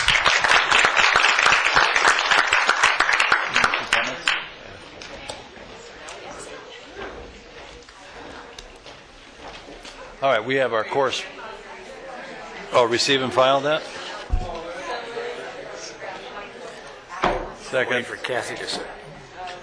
Kathy wants to do that? Oh, that's right. Go ahead. Get it going. We just vote. I'll vote. 2 more votes.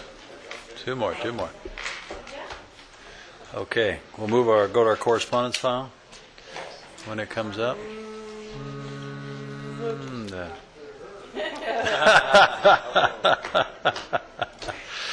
Okay.